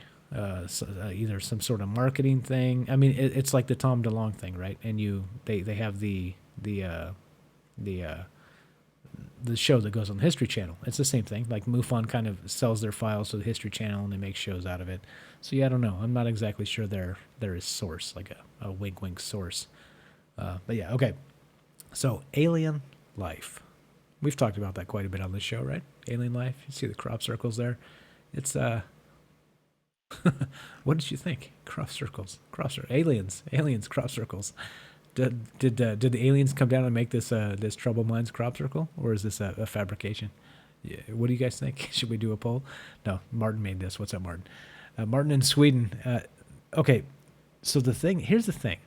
Here's what's crazy. We've been talking about this quite a bit, about aliens and science and them denying it and saying, well, there's just really no physical proof. There's no evidence. There's no anything like this, right? We've talked about this quite a bit and how it seems suspicious that they would be so hesitant about something that's so huge. And this is a disclosure, right? Like the Tom DeLonge, the disclosure, the whole bit. Check this out. I hate to start with these guys on this story, but they break the news. These guys break the news. Reported by the express.co.uk, our favorite journalism source, which is, of course, is a UK, quote, tabloid. Check this out. It says, NASA revealed chances of finding alien life in space are higher than ever before. So, well, why would that be? So why now? Why now? It does seem bizarre that we're kind of climbing toward this slow type of disclosure. I don't know, Tom DeLonge, or I don't know. I'm not exactly sure like what this is about and why they're kind of pushing this narrative here. But let's see what these NASA folks have to say. When asked by the podcast host Tammy Tabor whether there was life beyond Earth, the astrobiologist gave a stunning reply. Mr. Davila is the astrobiologist. He said, short answer, we don't know. This is the exact reason we have to search. Okay? And then, but I will say this, the more that we explore, the odds are looking better and better that we will find something out there. The podcast host agreed and insisted she was glad to hear the news. Mr. Davila continued, think about it. 30 years ago, what did we know about other planets and the possibility of life out there? We knew that there was at least one planet that was inhabited, and that was us, Earth. Well, I don't know. Unless we live in a simulation, right? Okay, so the chances of finding alien life are higher than ever before. Does that shock you? Does that make you wonder what the hell's going on? Ingrid says we are the chosen ones. That could be. That could be that this is a simulation and it's a universe devoid of life besides us, and we're some kid's science experiment in the universal scheme of things. Yeah, who knows? But okay, so check this out. So I'm seeing some of these pop up in the news, right, where they're like, oh, it's more and more likely, things are changing, the world knows about aliens right around the corner, disclosure is coming.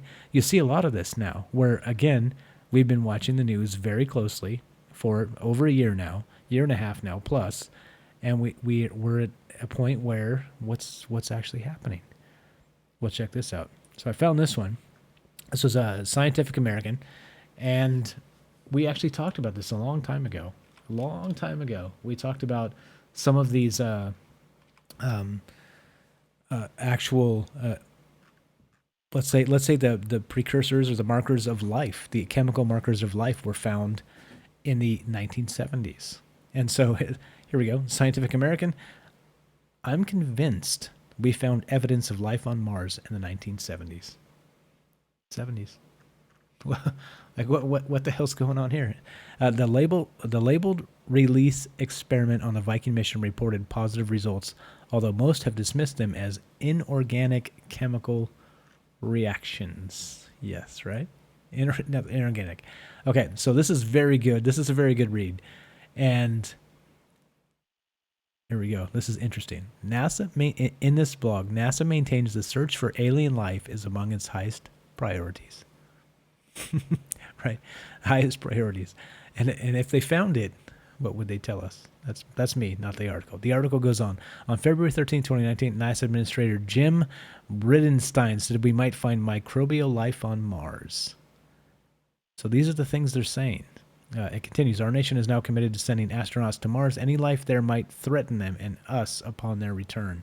Thus, the issue of life on Mars is now front and center. So, I don't know. I think I can go back into the archives, and I don't have enough time to listen. But there's one, I promise you, where I was screaming emphatically that there's life on Mars. I was calling it then, and look, this guy's saying that we had proof of it in 1970.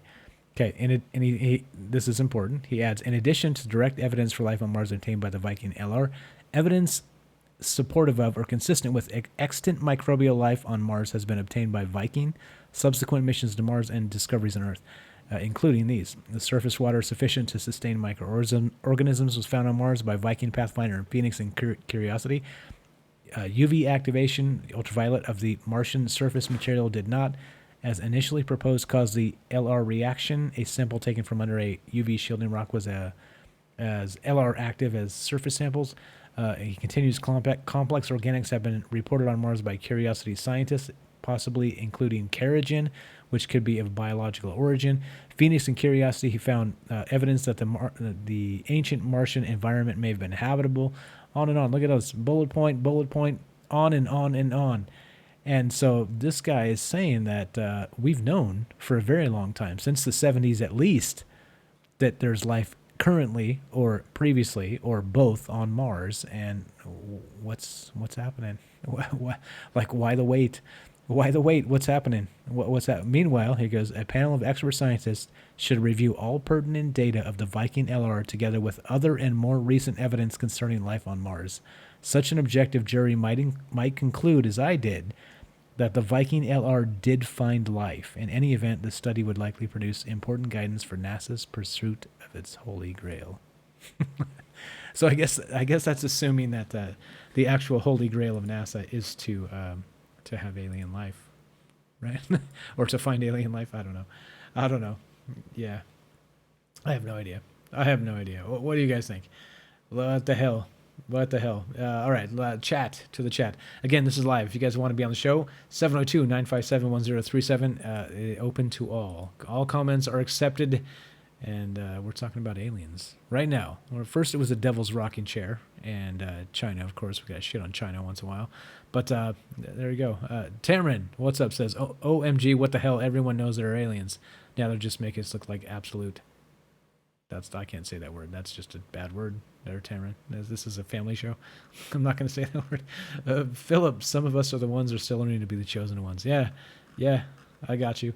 Tamron has NASA, the most valuable and accurate government system. Yeah, exactly. And Taylor says, go Space Force. Yeah, Space. I should play that. Okay, Philip, I'm down with Space Force. We've had one for a long time, just now not being told about it. Yeah, the secret space program, right? And John says this will continue to happen until we all stand as one. What do you mean, though? So do you really think, what does that mean? So we have to march into the streets with our yellow vests on like they do in France, and they don't get any media coverage? Like they've been doing it for weeks and weeks and weeks and weeks, and nobody's talking about it, right? They're talking about all the other crap. Everything else in the world is more important than people marching for freedom. Hong Kong, well, I tell you what, if you talk poorly about Hong Kong and those people about to get steamrolled, and it's going to happen, mark my words. Just like I said there was alien life about a year ago on Mars, guess what? I'm saying that those people in Hong Kong are eventually going to get steamrolled. Maybe not tomorrow, maybe not next week. It's going to happen. And it's going to they're going to make it one China, and that'll be that. And the world is going to go, oh, it's terrible, as we sit and watch and do nothing. And it's the same thing. So what do you think? So, of course, I never advocate violence. I don't think we should grab guns and go shoot random people because that doesn't get anything done. But how would you change it? How would you change the world and stand as one? I don't know, John. You tell me. If anybody has thoughts on that, call, chat, etc. Yeah, Elizabeth says, chemical reactions, yeah, BS. No, so they said the chemical reactions were not organic. They said it was an error. It was an error. It didn't even count. Back in the 70s, it didn't count. But, yeah. But now they're saying it was an error. That they said it was an error, which means it was life. Yeah. Taylor, what's up? Says, I think a confirmation would possibly cause mass panic. I don't know. Do you think so? So back they had, was it the 50s? They had, what's his name? H.G. Wells in War of the Worlds, right? They did the radio broadcast where it was a dramatization about an alien invasion, and people actually jumped out of windows and committed suicide. So do you still think we're with like all the ancient aliens on TV and the rest of this stuff, and me, Frank and I and you guys all in this talking about this type of thing? I don't know. Like I'm not so sure that we would find ourselves in a position now where people are just jumping out of buildings. I think people might be more curious, and yeah. I don't know. Taylor says people would fear a possible invasion and go off the deep end. Yeah, I'm not sure. What's up, Petros? How you doing, buddy? Thanks for calling. All right, so we got here we go. We got one of our regulars here. Everybody loves this guy. We got Juan Carlos from California. How you doing tonight, man? Hey, what's up, guys? Not much. Just relaxing here. Right on. What do you think? You just joined us about the alien stuff, right? You missed the Devil's Rocking Chair? Yeah, I missed it. I was catching the end of it. I was actually chilling with my brother, but I just caught the end of it and just right now barely hopped on listening to you guys. Oh, good. So what do you think about the alien, the NASA saying that we found life in the 1970s? Do you think that's a thing, or you think that's a bunch of BS? No, I think there's if you look at the other governments, Russia and all of them. I mean, there's disclosure going on everywhere. It's just not like the media's not covering or anything. You know, out here the Western states, everything's more different from other countries, and I think there's some type of disclosure coming on with all this Area 51. Everything it's a publicity stunt. I think slowly they want to kind of get the people into it, but I don't know where they're going with this. If they're going to give full disclosure, bits and pieces, and I don't know. I'm not really too because I've known there's been proof of that from just simple science. You don't even really got to look at it into detail. We're one galaxy we haven't explored. There's billions of galaxies. We're not that special. That's the way I look at it. Yeah, and I think that kind of the humans kind of sifting through the beach trying to find a pebble of sand when there's billions and billions and trillions of them out there, that just seems futile, doesn't it? Yeah. Okay. Yep, exactly. So I know for a fact that there's other intelligent life forms besides us. I'm not going to wait for anybody to tell me otherwise or for somebody to prove it. When that day comes and everybody will feel just stupid for not believing it. But they're just catching up to you. They're just catching up to us. Yeah. All right. Yeah. Fair enough. Okay. And so you've got the follow up on your story about the witches in Mexico, where they climbed into roofs at night and sucked out babies' brains. We talked about this a few shows back, but you have some updates. Yeah. Right? Yeah. Okay. Oh, let me throw one little thing before I get into that. Just how you were saying on the last whenever you were speaking about how can we make a change and how we could unite and actually do a difference. It's very simple. Thing is we unite as one and everybody sticks to it. Is like you want to make a change and you want to make these companies, these businesses, these industries change for you. You got to stop buying their crap. You want to fucking them to produce healthy, clean food for you. Stop buying GMOs. Once you stop buying all this crap, stop buying soda. They'll go bankrupt. They will have nobody buying their shit, and they will have to change. You'll make them change. It's not that they're gonna want to, but they're gonna have to if they're gonna want to fucking save their business or do any type of business. Because we got to make that change and stick to it if we want to better ourselves in our lives, and we want to have these people held accountable for the way they run our fucking lives and the things they do. For example, we were just talking about it the other day. About these out here in California, PG&E turning off their fire. Earlier today, or was it yesterday? I just read California man dies because PG&E turned off his power and he needed that for his fucking air machine or something like that. But article I just read yesterday, earlier today, about little things affecting people, which these people need to be held accountable. And if people don't unite and they're busy fucking fighting or talking about other stupid shit, it's like these people are getting away with a lot of shit. And if you really want to make a change, you really got to unite and do things and make these companies, these industries, politicians do what we want them to do. Because the more we're just divided and nobody's united, we ain't gonna get shit done. And it's not about going out in the streets and causing violence and tearing up your own city. That at the end of the day, your tax dollars fucking you're gonna end up paying for it again. So it's like, it's stupid. It's like, you got to do it the smart way.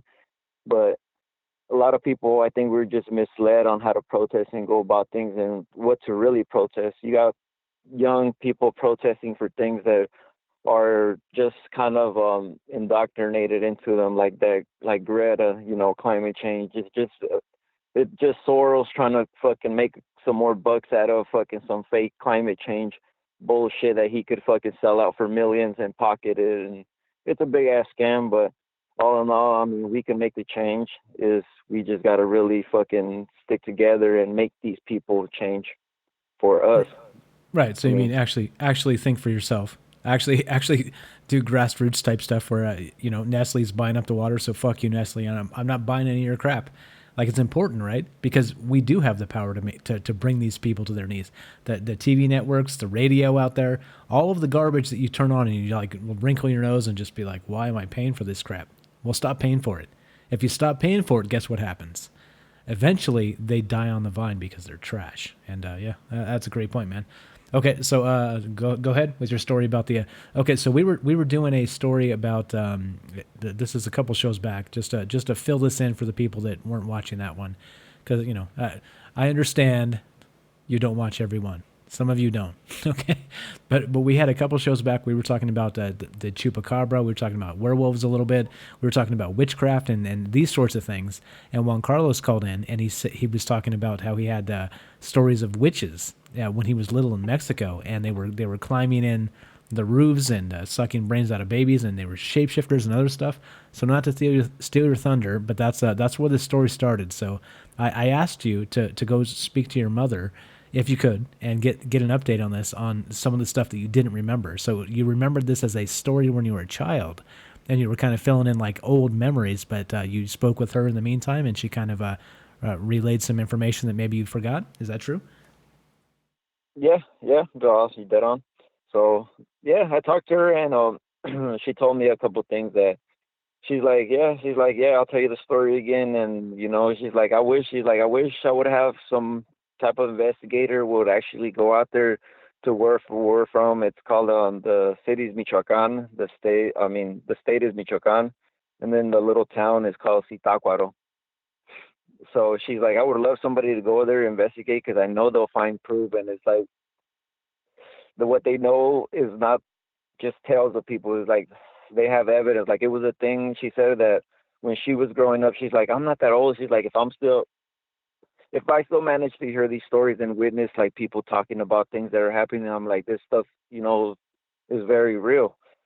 And she was saying basically that it was just witches that would basically, they say that they would turn, that what she would know, that they would turn into basically they would do a ritual. So it would be this that person doing witchcraft. And thing was that the story was that they would cut up the animal parts of a turkey, I guess, or an animal. Some people say an owl. Where she's known, it says she was a turkey, which would be the beak, the wings, and the legs. And they would bury them, and they would do a circle. And they said that that person that doing the witchcraft would do a circle with fire and would start hopping back and forth and across, doing some type of ritual. And that ritual would have those body parts kind of transform, or her transform into that animal, which would then they would go from houses looking for infants or babies, and to try to eat their brains. And that there were stories. She's like, one of her neighbors, they said that one day she was doing some chores or whatever, and all of a sudden her kids are in a room like laughing uncontrollably. So she just, out of curiosity, goes in there and opens the door. And when she opens the door, I guess she sees these turkeys jumping from bed to bed. And as soon as she opened the bed and seen it jump on the other side, it just flew into her, attacking her. And that was one of her stories as to how that happened. But they say when those turkeys at night, or those witches, when they transform into them or whatever, and you see them going from house to house or traveling, that people would see them as a ball of fire, I guess, like a ball of fire or like a orb or some type of flame traveling, and that's what they would notice, that it's the witches or it's those type of people. And she told me another story about somebody, one of her, some lady, I guess. She gave me her name. I forgot her name. She told me, but that she lost one of her childs due to that. That she noticed that she got up early in the morning to go give her husband make him his food for him to go to work, and she noticed that the baby usually wakes up, and she didn't hear no noise from her. So then she checked up on her, and she already had these two wounds in her nostrils, basically, where I guess her brains or whatever was sucked out. But she said it's very real, and she would like to like have some investigator actually really go there, talk to people out there, because it's like a real thing. She says, I'm not lying to you guys. I'm not telling you guys these stories to try to frighten you guys, but it's the real thing. And if somebody would want to go out there to Michoacan, the little town is called Zitácuaro, and they're full of stories about that was a real thing going on. Yeah, that is absolutely insane. So it's definitely witchcraft of some sort. And do you think it's related to voodoo or anything like that, or do you think its own like this is southern Mexico, right? You think it's its own Yeah. form of voodoo? I don't know. I have no idea. Again, I'm not a witch. Everybody's shocked. Everybody's like, "What? Mike's not a witch? What?" No, of course I'm not. I'm not a witch. I don't know anything about this crap. Like this is why we talk about it, because it's fascinating. It's frightening. And is it real? Is it not real? And there's these stories the world around. It's hard to deny it when you get so many people saying these things are real. I don't know. I don't know. So okay. Well, So go ahead. well, yeah. I mean, like us, for like Hispanics, Mexicans, at least for my culture, how I was raised. I mean, out there, I mean, I was actually raised out here in the United States, but like as all my family and everything is, like that we have like we pray to a lot of saints and a lot of beliefs. Like even we have like a lot of people that pray to Santa Muerte, which would be the holy death, I guess. And basically, a lot of people pray to that, and it grants them, like you ask it for things, and you say, like, for example, you would say, I'll bring you roses, or I'll worship your statue or your thing for so and so on. I'll bring you roses for so many things, or things like that.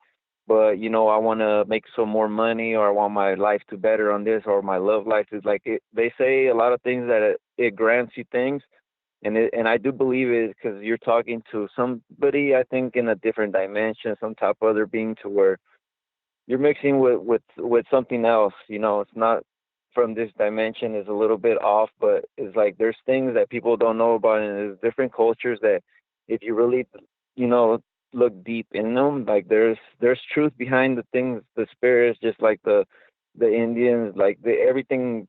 They know a lot of our answers. There's truth to a lot of knowledge that it's kind of lost. And if you won't talk to your grandpa, your grandmother, and tell them these things, or ask them these questions of what your history and things, that the beliefs and what people thought about things, there's a lot of truth to them. And I think a lot of people lose touch of that if you don't ask about things like that, because a lot of things have truth to them. And obviously I believe the occult and everything's still doing the same thing. So if they're doing those things, I mean, our ancestors know exactly what those things are. And if we could just kind of dig deeper, we could actually find a little bit more knowledge of what really goes on, because a lot of these saints and things that we pray to do things, and people worship them because they do miracles from, like, they heal people, and they might not be bad. Some people would look at them as bad, but other people look at them as, like, they're saints, because they're actually doing good for them, and they're just not asking them, I'm gonna go kill somebody, or I'm gonna go shoot somebody. It's like, I'm gonna do this for you, I'm gonna worship you, I'm gonna do this, or I'm gonna pray for you, or things like that, to that saint, or those whatever they're praying to. And people believe that it grants some things and does a lot of things for them. So I don't know, I'm a very believer in things like that, because I don't know if it's just the manifesting and truly kind of you creating your own, or if you're really tapping into those other beings from that other dimension. So I'll leave it at that. Yeah, okay, I'm with you, and I think again that's the most fascinating conversation here is that how much of that is real, how much of that is marketing, how much of that is been suppressed, and so why? So in a digital world, in a world where we look to Google, right? You look at all the kids, you look at all the youngsters, and they think they know it all, right? Well, when we were all young, we thought we knew it all, but you didn't have to ask anybody for information back in the day. You had to figure it out yourself. But now you just Google the shit, right? And what does it do? It's like the biggest brainwashing machine ever. Of course, they twist it, they turn it, they tell you, they remake the movies, everything that you want, they push to the top of the search engines. They want you to believe, and everything that they don't, they drop to the bottom.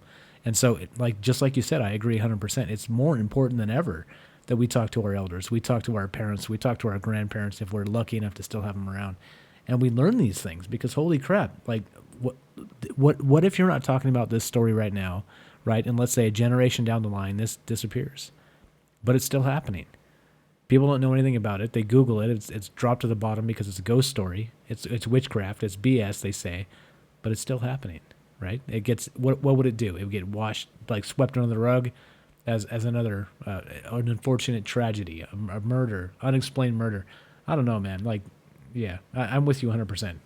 Definitely good stuff. Definitely good stuff. Thanks for calling, man. Anything else while we got you on?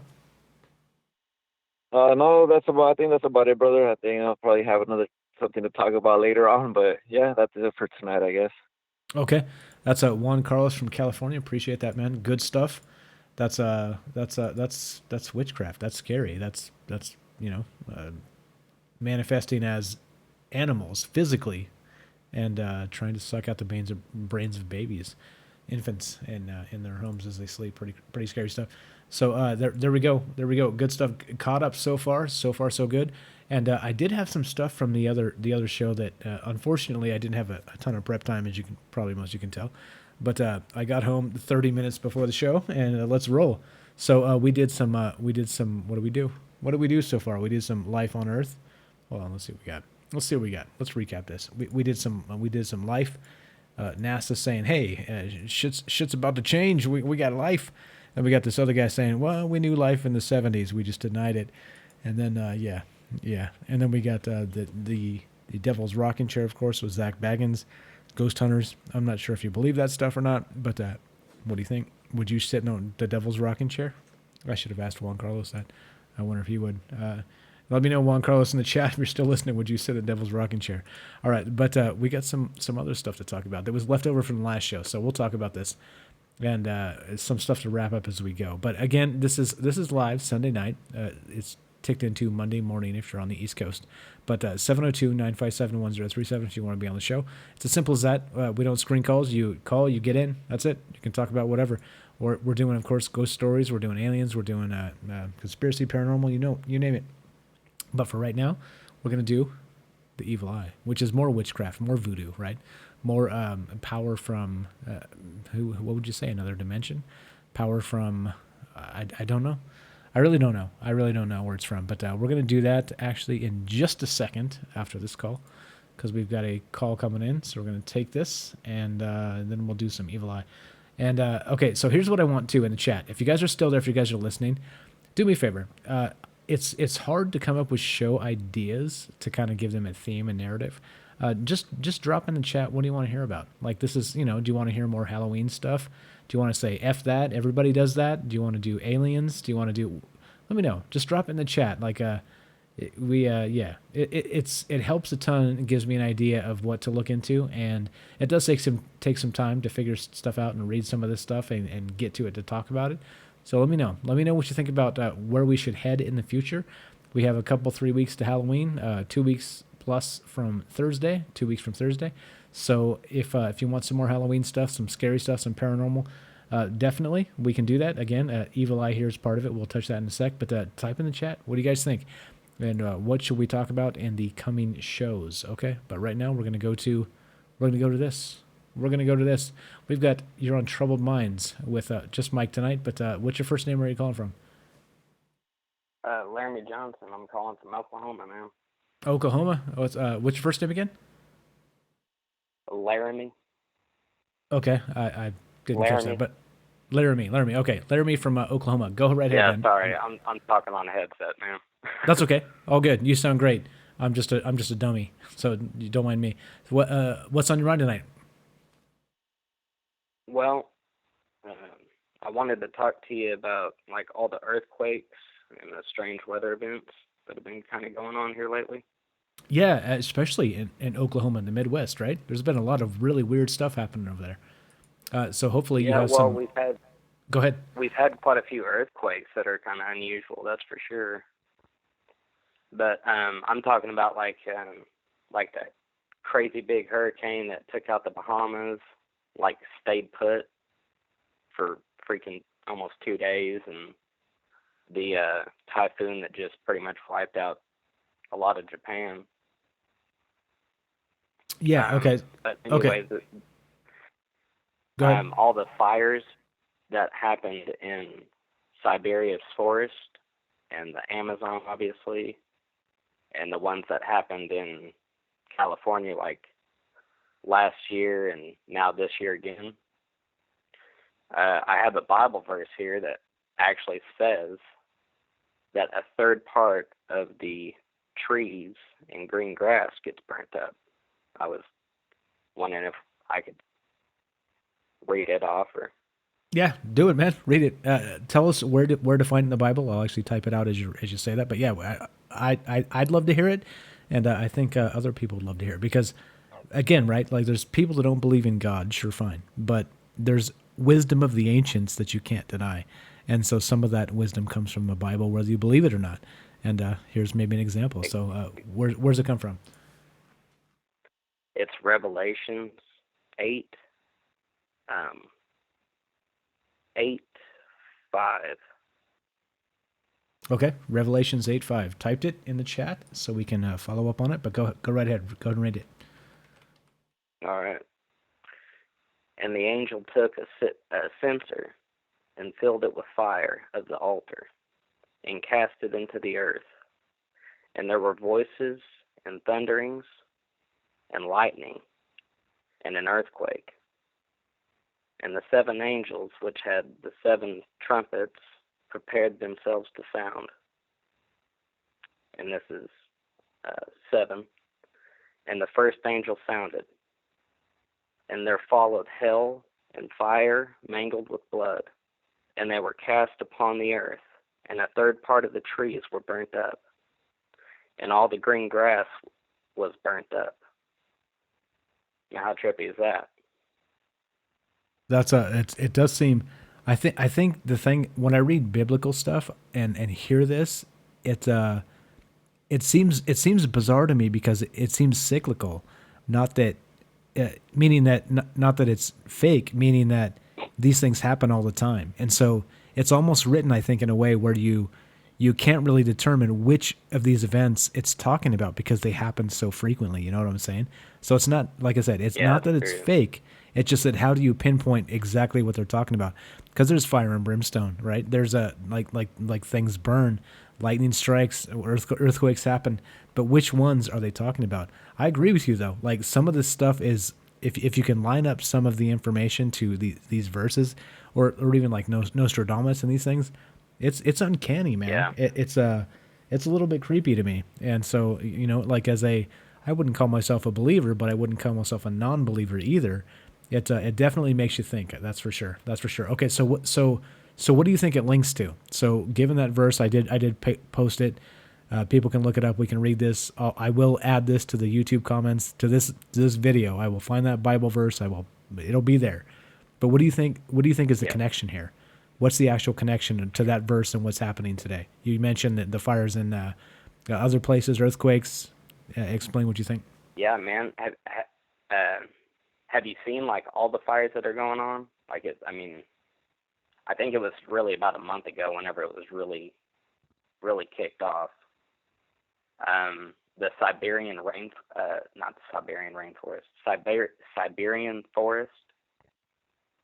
There was a portion of it burnt the size of like New Hampshire or something. And yeah, it's all over the place. California now too? Yeah. Yeah, California and obviously like a big chunk of the Amazon is still actually burning. And I just thought that, I kind of thought whenever I read that it just kind of, it made sense, because, I mean, that's a lot of dadgum trees. I don't know if it's a third part of the trees, but it was just kind of weird that even in Canada, I think it's called the snow forest, and it was on fire, man. It's covered in snow. I thought that was just freaking strange. Yeah, which makes absolutely no sense.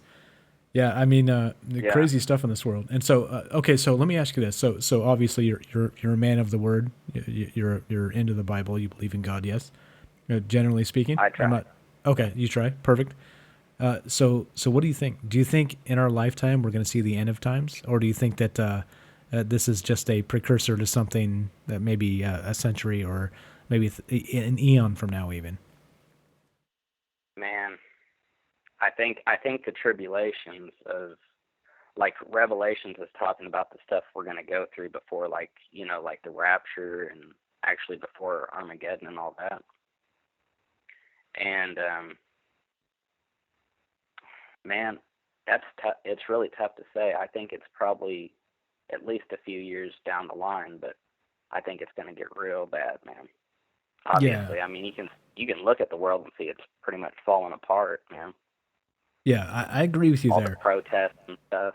Yeah, I don't even know about that. Protests in almost every country. Yeah, exactly. For one thing or another, right? It's funny. You go to some of these countries in these areas that they don't have basic liberties. They don't have basic conveniences. They don't have like clean water, and they're protesting, right? Mm-hmm. Because they're like, hey, like we need to be treated like people and not animals. And then you come to here, like in the United States, and they're protesting like, hey, we've got too many conveniences. we've got too much. Yeah. We've got too much food. What the hell's going? Like, burn down the forests, shut off the power. What's going on here? Like, you know what I mean? It's like, what the hell? Like, literally nowhere in the world can you go to anybody anywhere and say, hey, what's up? Are you content with what's happening in your area, in your part of the world? And I don't know. Yeah. To me it seems contrived. Because if you talk to me, right, like like you can go back again. You can play 100 shows now probably on YouTube. You can play them all and listen to every word I've ever said. And I don't think anybody out there would say, "Hey, Mike, man, you sound like you're a miserable bastard. Like you really hate the world and you want it to burn and fire and you hate yourself and you hate your life." You know what I mean? Nobody would ever say that. Because I think that's the beauty of life, is that there's a positivity to it. But why is everything negative? Why is the press coverage negative? Why is everything so damn negative? When we're like, it doesn't matter. If you don't have the luxury, you don't have freedom, you're complaining. If you have it, you're complaining. No matter what, you're complaining. I don't know. Yeah. I don't know, man. I don't know. Hey, I got this one. One.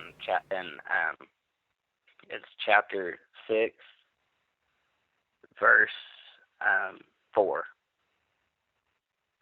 And there went out another horse that was red, and power was given to him that sat thereon to take peace from the earth, and that they should kill one another, and that there was given unto him a great sword.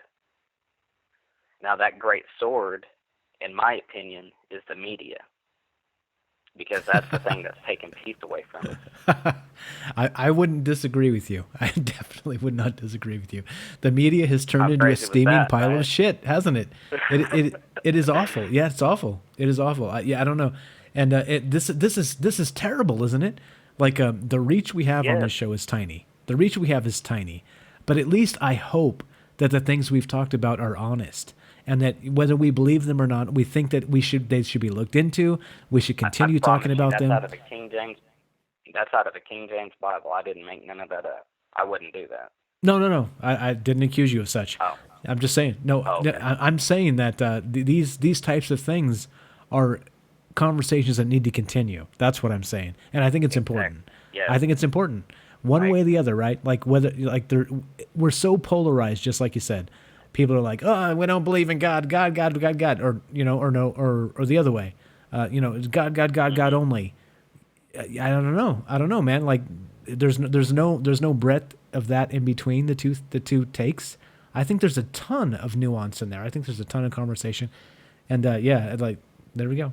You're actually the first guy who's called into this show that I can recall that read a Bible verse. And God bless you, man.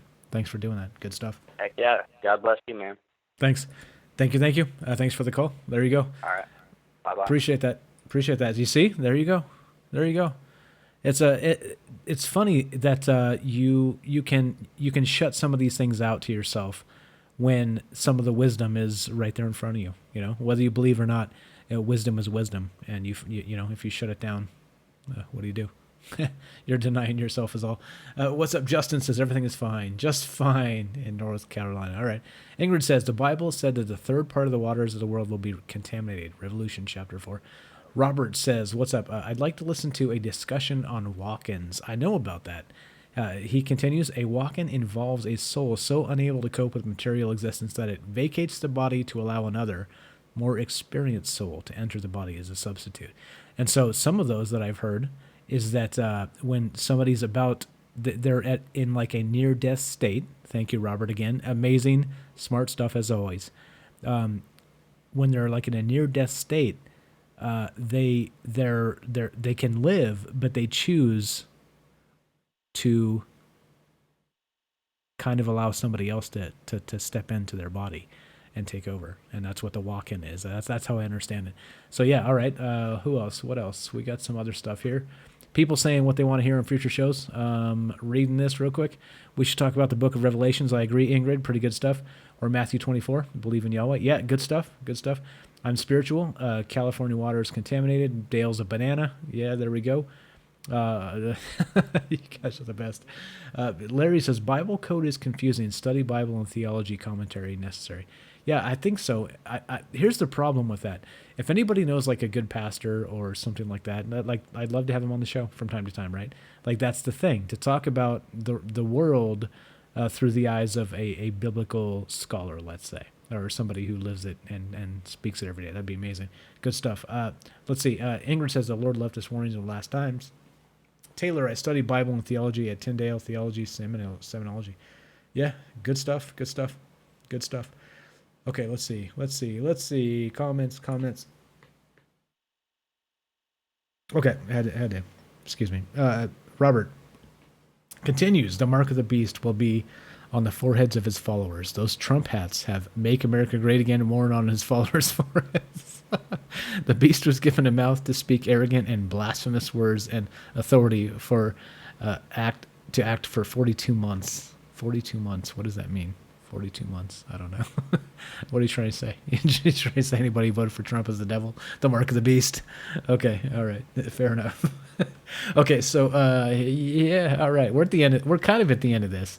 We can drag this out another 15 or 20 if you guys want to. So I do have some stuff set up to talk about with the evil eye. What do you think?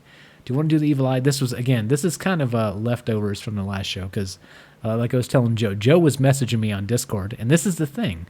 If you join the Discord, so I was driving on my way home, and Joe messaged me on Discord and said, hey, are we doing a show tonight? Because if so, I'd like to call in the first 30 minutes with some ghost stories. And I said, yeah, let's do that. I'm not going to have much show prep time. However, let's freaking do that. And if you're into it, I'm into it. Let's go. So we're doing some leftovers from last time and some quick show prep because, Frank was a big part of that. But hey, Frank will be back soon. Everybody chill. So we're making do as we can. But here's the thing. Join the Discord is my point. If you want a particular show, say, hey, you can literally direct message me on Discord and say, hey, Mike, what are you doing tonight? Maybe I can call in and help you with the show, or maybe have some information for you, or maybe I'll have to wait till next time, whatever. But it's direct access to Frank if he answers. He's not answering me at this point. But yeah, join the Discord here. Let me link this. I'm going to do another Discord link. If you guys are still here listening, this is damn near 2 hours and you're still listening. Okay, join the Discord. Definitely, please do that. There's a lot of smart people in there. There's a lot of good talk. There's a lot of access to Frank and myself, if Frank ever answers those things. But here we go. I know a lot of people here are already in the Discord, but maybe there's a bunch of people here that aren't. There's the link, direct link. Join it. It's a chat client. It's a voice client. You can get on the show that way when we're live. You can talk to other people. You can share ideas and stories, theories, whatever. There it is. There's your Discord link. Important. So there we go. So Joe kind of kicked me the butt and said, hey, man, I don't care if you're only got 30 minutes to prep and roll. Let's do this. I'm ready. So if you're ready, I'm ready. Let's roll. So there we go. Yeah, what's a Frank? What's a Frank? I don't know. That's a good question, Dale. That's a hell of a question, Dale. Taylor, I like the show. Thank you. Appreciate that. Okay, so let's. So what are we gonna do? I'm looking to the chat. What are we gonna do? We're gonna wind this down. Are we gonna finish, or are we gonna spend another 15, 20 minutes and talk about the evil eye? Which I've got some stuff. Which is again the evil eye. Have you heard of the evil eye? What does it mean? Is it like a child story? Right? I used to have this friend of mine that would put his eye or his hand in the OK. Let's say the OK this gesture, which is now racist apparently, but you put the OK, the circle with your thumb and your index finger over your eye, and then you wiggle the rest of your fingers, and that's the evil eye. Is that the evil eye, or do you think there's something like I said, a children's story, or do you think there's something more nefarious to that? Something that actually sticks, something that's actually witchcraft or demonology or I don't know. I don't know. Anyway, Justin, keep it rolling, Mike. I personally love the seasonal topic shows. Keep the Halloween theme going. Okay, perfect. We'll do some more Halloween. And people up above were talking about possessions and other stuff, so we'll get into that. Thank you, Ingrid. Yes, I love the show. Appreciate that. If I didn't have to travel today, I would log on to Discord. Yeah, no problem.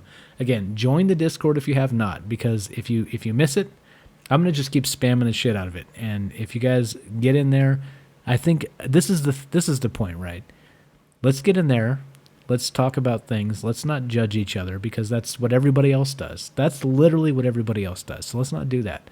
Let's throw it in the mix and let's figure things out. I think that's the most important part. Like I said, the conversation is the most important part. It might make you think about things you never did. That's why it's important to me. Okay, so all right. So what are we doing? We ending this, or are we doing the evil eye? I'm gonna wait. If you guys all type evil eye in the chat, we're doing the evil eye. If you don't, we'll save it. Shit can it. We'll do something else. We'll end this and we'll revisit Thursday. We'll revisit Thursday. Juan Carlos, what's up? He says, hey Mike, can you shout out to Dutch Since? What's up, Dutch Since? Shout out, sorry, blah blah. He forecast earthquake and he's legit will save people's lives. You got it. Dutch Since. I don't know what that is. Is that YouTube? Let me know. There you go. So Google that, I guess. It's spelled DUTCHSINCE. Dutch Since, just like it sounds. So there we go. Notorious wants talk about baby eating satanic cults.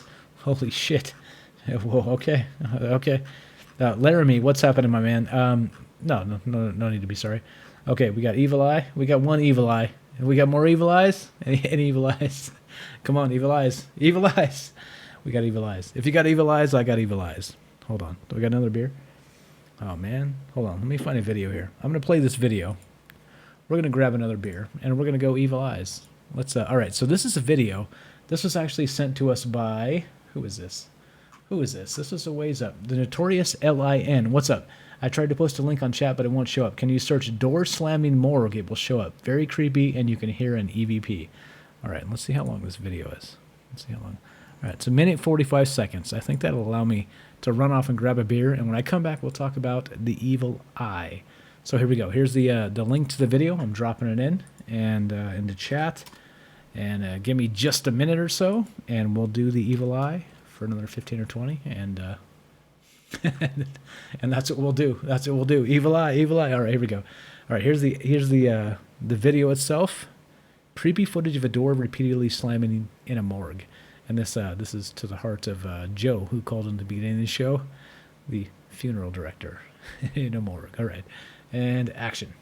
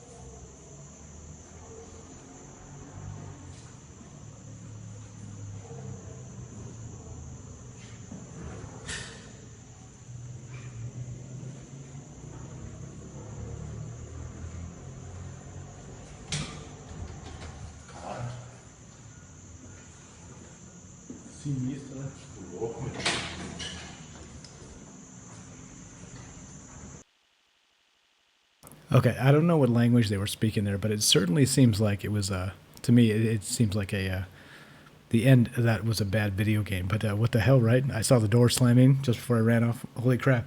What is that? What is that? I don't know. Do the spirits come back and give it to us? Dale says I saw this. Seems legit, spooky stuff. Yeah, it definitely seemed like it. Right? There was some stuff going on there that definitely cannot be easily explained. That is crazy. That is crazy. There we go. Okay, yeah. Thank you, Tamron. Copy that. Ingrid says I used to work in a morgue and I used to feel like I was going weak every time I go in for samples. And there we go. We will rock you. Yeah, that's crazy, right? Like that shit's crazy. I did link it if you guys want to check it out in full screen. It's there for you. And so here's the thing. I work in. I'm not going to tell you exactly where I work or what I do, but I do deal with people in hospitals often, and you talk to some of those people in there, and even unprompted, people in hospitals will tell you stories about. It's weird. I don't know. Like maybe I like have a trigger word, or like I give them the evil eye. I don't know, but like you run into an RN and you're doing this or you're doing that, you're servicing this machine or that machine or whatever's going on, and they'll suddenly tell you stories about things like this, about how in particular parts of the hospital people don't go into when they're unoccupied, because somebody passed away there recently and things happened. I mean, like these things are real. Like this is real world stuff. So yeah, I mean, it's really difficult for me to just discount it and go, just shrug my shoulders and say, people are just, people are people and they're gonna make up BS stories. I don't know about that. That's crazy. Ingrid says, in a few words, I felt presence of the dead. Yeah, exactly. Okay. All right. So let's do the evil eye and finish this out, and then we'll have some new stuff for next time. Dan from California, if you're out there listening, I didn't get a chance. I didn't have time to pull that EVP out of the show.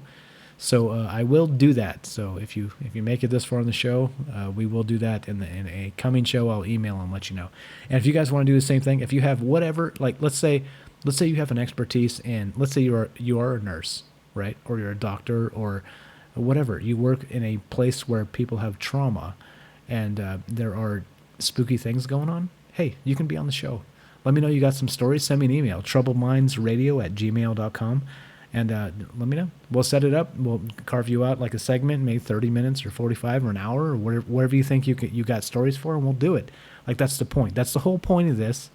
Why we've always done it live, number one. Two, why we've always taken live calls, because we appreciate that people have stories that we will never consider. We never considered, we might never even talk about. And I think Juan Carlos and some of the calls tonight, Tom DeLong and Joe from Florida. Yeah, I mean, I think you guys can see why we do it that way. So, etc. So on. Here we go. All right. So let's do the evil eye. What is the evil eye? That's the thing, right? It's a thing. Here it is. Here we go. As reported, but we're gonna go long tonight, just because what the hell? Hey, Frank, F you, buddy. Get your ass back here. We're going long, just to spite you. This is reported by the BBC, and here we go. I'm gonna link it. And again, links are always in the YouTube videos. So if you want to find any of these links and follow up, go to the YouTube channel, and of course follow and do the little bell, all that stuff. But then in the video itself, all of these links that we talked about in the show will be in the comments of the YouTube video. So there we go. If you want to follow up on it, here it is. Here's the link itself. We're going to talk about the evil eye right now, because the savages demanded the evil eye. So here we go. All right. So the strange power of the evil eye. This is reported by, again, the BBC.com. From the Eye of Horus to Gigi Hadid. I don't know who that is. For thousands of years, the eye has maintained its steady hold on the human imagination, writes Quinn Hargitai. Okay, I do know who Gigi Hadid is. Hold on, we're going to search this. She's some Kardashian-esque ish. I don't know. Anyway, I guess she had a necklace on with the evil eye or something. Anyway, there we go. All right, so when it comes to warding off the mystic, malevolent forces of the world, there's perhaps no charm more recognized or renowned than the evil eye. Ubiquitous in its use, this striking image of the cobalt blue eye has appeared not only in the bazaars of Istanbul, but everywhere, from the sides of planes to the pages of comic books. What the hell? Back of the dollar bill, maybe? Who knows? That's me throwing it in there. It continues. In the last decade, evil eye imagery has most frequently appeared in the world of fashion. Oh shit, I said it. Kim Kardashian has been photographed on numerous occasions sporting bracelets and headpieces featuring the symbol, while fashion model Gigi Hadid, I don't know if I'm saying that right, jumped on the trend in late 2017, announcing she would be launching the I Love shoe line. EYELOVE, I Love. Now, this recent endorsement from okay, blah, blah. Dear Lord, sounds like they're selling shit. All right, so we're going to go to this next guy, Live Science. And this is interesting because if anybody watched the show, we talked about the chupacabra and the cryptid invasion of the 8th century and the Middle East, and maybe talked about werewolves. There was a dude that we talked about. His name was Benjamin Radford, Radford, and he actually had these studies on the chupacabra, and basically when people debunk things, they point to his studies on the chupacabra. And so in this, he's the same dude. He's the same dude that wrote this from Live Science on the evil eye, a closer look. So he talks about dirty looks. Here we go. The evil eye is a human look believed to cause harm to someone or something. The supernatural harm may come in the form of a minor misfortune or a more serious disease, injury, or even death. Folklorist Alan Dundes, in his edited volume The Evil Eye, a casebook, notes that the victim's good fortune, good health, or good looks, or unguarded comments about them invite or provoke an attack by someone with the evil eye. Symptoms of illnesses caused by the evil eye include a loss of appetite, excessive yawning, hiccups, vomiting, and fever. If the object attacked is a cow, its milk may dry up. If a plant or fruit tree, it may suddenly wither and die. All right, so you can evil eye the cow, you can evil eye the trees and the plants and the I guess you can evil eye everything. So what is the evil eye? Is this some sort of like, you know, when you're around those let's say the unsavory crowd, and they're all staring at you just a little bit weird, right? Like you're not part of their circle. They're the inner circle, and you're the outer circle, and they're all giving you that eyeball look right there, like you see in the frame right there. They're giving you that look, like the side eye. Is that the evil eye? Is it as simple as that? As simple as being cast out from the social circle, or do you think it's something more? Do you think it's actually some sort of witchcraft? Some sort of like Benjamin Radford here says, the evil eye, a closer look. Everyone gets a dirty look now and then, but yeah, I don't know. Let's read some chat. Again, live show Sunday night. It is now probably Monday in many parts of the country and many parts of the world. 702-957-1037. That's a Vegas area code. That's the primer on the evil eye. But what do you think about it? What do you guys think about it? Is this a oh, you guys in your chat. Okay, yeah, like Larry says, stink eye, like your mama gives you, right? No, I don't know about that. Maybe, right? But I don't know. So how about a curse, like an actual curse, instead of what would you say, like some sort of voodoo doll type curse, or some sort of ritual incantation with your name carved in the sand, things like this. Do you think the evil eye is akin to these type of things, or something else entirely? I don't know. This is Benjamin Radford. He's a debunker. Let's see what karmaandluck.com have to say about it, about what it is specifically, and maybe how you can use it. Maybe how you can tap into the power of the evil eye.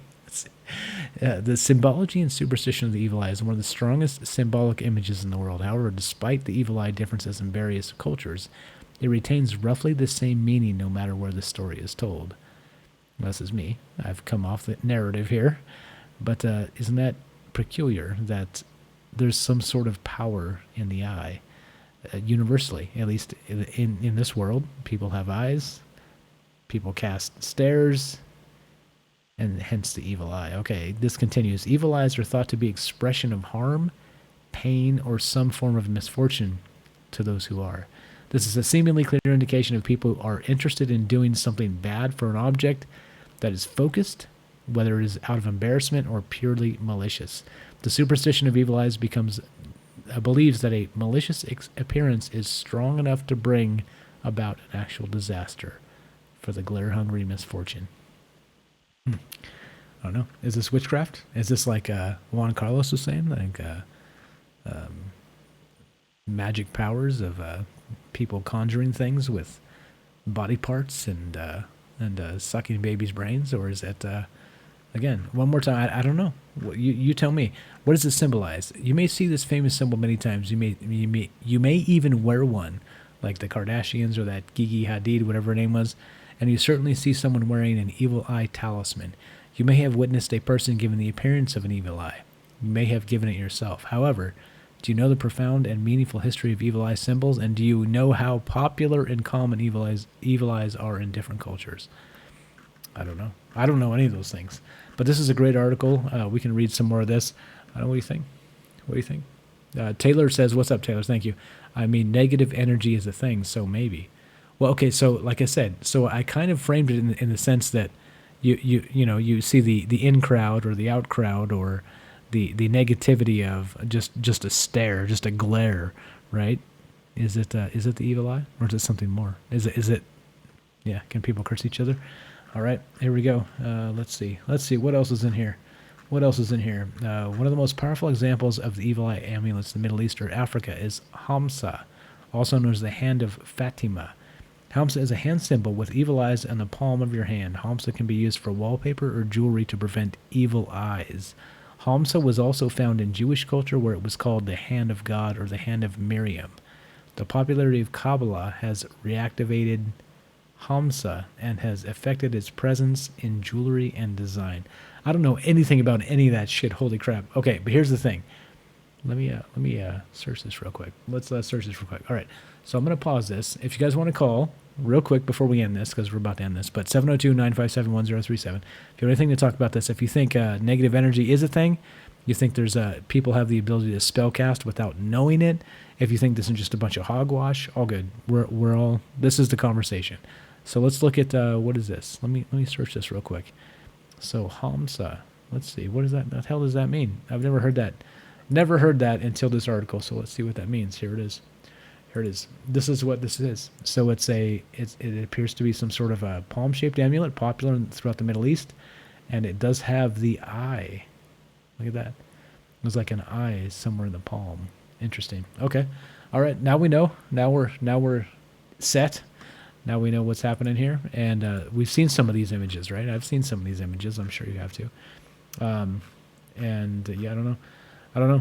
Ingrid says, I met Agua who shake down my hands and drain my energy. Felt like I was going to drop out. Is that the evil eye? I would think so. I would, or yeah, maybe not. Maybe something similar. I don't know. Did they lock eyes with you? I don't know. Taylor says I wouldn't say so. Ingrid says my grandmother used to tell me to wear a red bracelet to block the evil eye of people. See, that's good information. I never knew that. But that's the type of thing. All right, so hold on. Let's see the most nefarious evil eye business going on here. Let me find this real quick. Let's see. Evil eye in Greece, the fearful mind. We got all kinds of stuff here. Always. All right, let's see. Evil eye jewelry. I think here's the tragic part. So you read some of this stuff, right? And so they talk about it, and then they're always selling some sort of evil eye jewelry as well. So check this out. I'm gonna scroll to the bottom. Here we go. This is that karmaandluck.com. You guys are the best. This is some good information. You scroll to the bottom, and they're selling you some jewelry there. So yeah, right. I don't know. Phrases and rituals are not the only way to prevent evil forces. The most popular method of escaping the devil eyeball effect in many cultures is to use evil eye talisman, evil eye symbol, and evil eye ornament. These are designed to reflect the power of evil appearances. The evil eye amulet originated in Greece, where it was called the apotropaic amulet, which meant it reflected damage. Oh, look at that, just like Ingrid said. There it is. You wear a bracelet. It reflects it. The most basic. This article continues. The most basic design of the evil eye popular in the Middle East is the amulet, designed with concentric blue and white circles to symbolize evil eyes, known as Nazar. Nazar. It is usually used for houses, vehicles, or jewelry. Okay, so it's kind of like a blocker of evil.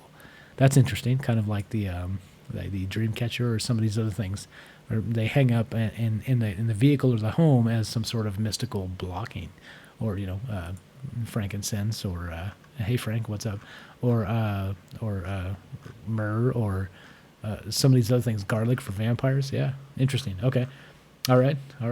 Peace, Dale. Great show. 2:30 here in Palm Beach. Good night. Yeah, it's about 2:30 or about 11:30 here in Vegas. So we're about to roll this. We're about to finish this. We're about to roll this. This is done. We're a little bit late, but it's okay. We voted Evil Eye. So if you guys want to hear more about this or whatever, again, you know where to find me. You know where to find, and go to troubledminds.org. All that stuff. We can talk about whatever you want to talk about. Energy vampires. You guys said you want to talk about possessions. You want to talk about. We had that great caller, Revelation. We had tons of stuff, right? Laramie called in from Oklahoma that with the Revelation. Great stuff. And again, like I said, somebody, who said that? Taryn said wisdom is wisdom, and I agree 100%. So some of this stuff, like that, don't dabble too hard, but maybe know how to block it. Like Ingrid said, red bracelet, pardon me, maybe blocks you from the evil eye. Yeah. All right. So there we go. There it is. I don't know. We're done. This is 2.5 hours of holy shit. I can't believe I talked for 2.5 hours straight just about. All right. But here, all right. This is an outro. Do we have an outro that actually freaking works? This thing has been breaking. Explain to me this, guys. I have this software called SoundPlant. And so when we start the show, it plays the music, it plays the intro, but then we get to the end of the show, when I press the outro music, it doesn't outro. So let's see if it's dicked up again.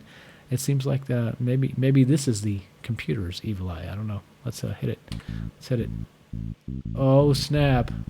You guys hear that? Is that playing? Holy shit, the music's playing. All right, this worked this time. All right, so, this is the outro. So that was a pretty poor evil eye, but we crammed that in real quick. But for the time being, right now, this moment, there's a harvest moon in the sky. Yeah, that's right. Go outside and look up if you haven't. It's October 13th. It's yeah, we're coming up on Halloween. 2 weeks and a few days, and it's that time when things go bump in the night. So if you want to talk about that some more, if you want to, yeah, all of that, any of that, all of the above, whatever you want to do, that's what we're here for. To kind of keep the conversation going. If there's something we touched on tonight or a year ago that you want to follow up on, you want to talk about, you know where to find me. Go to troubleminds.org, and you can find all the socials there. Please do all the things, like, share, let people know what's up. That this conversation, sometimes may be frivolous, maybe sometimes you don't believe it at all, but I think talking about these things and not letting them go the way of the Google, let's say, and the technocracy, I think it's important. So here we are doing it anyway. Like I said, we don't get paid for this. we're doing this, and we're doing this. Appreciate it, guys. Thanks for hanging out. Notorious Aloha from Hawaii.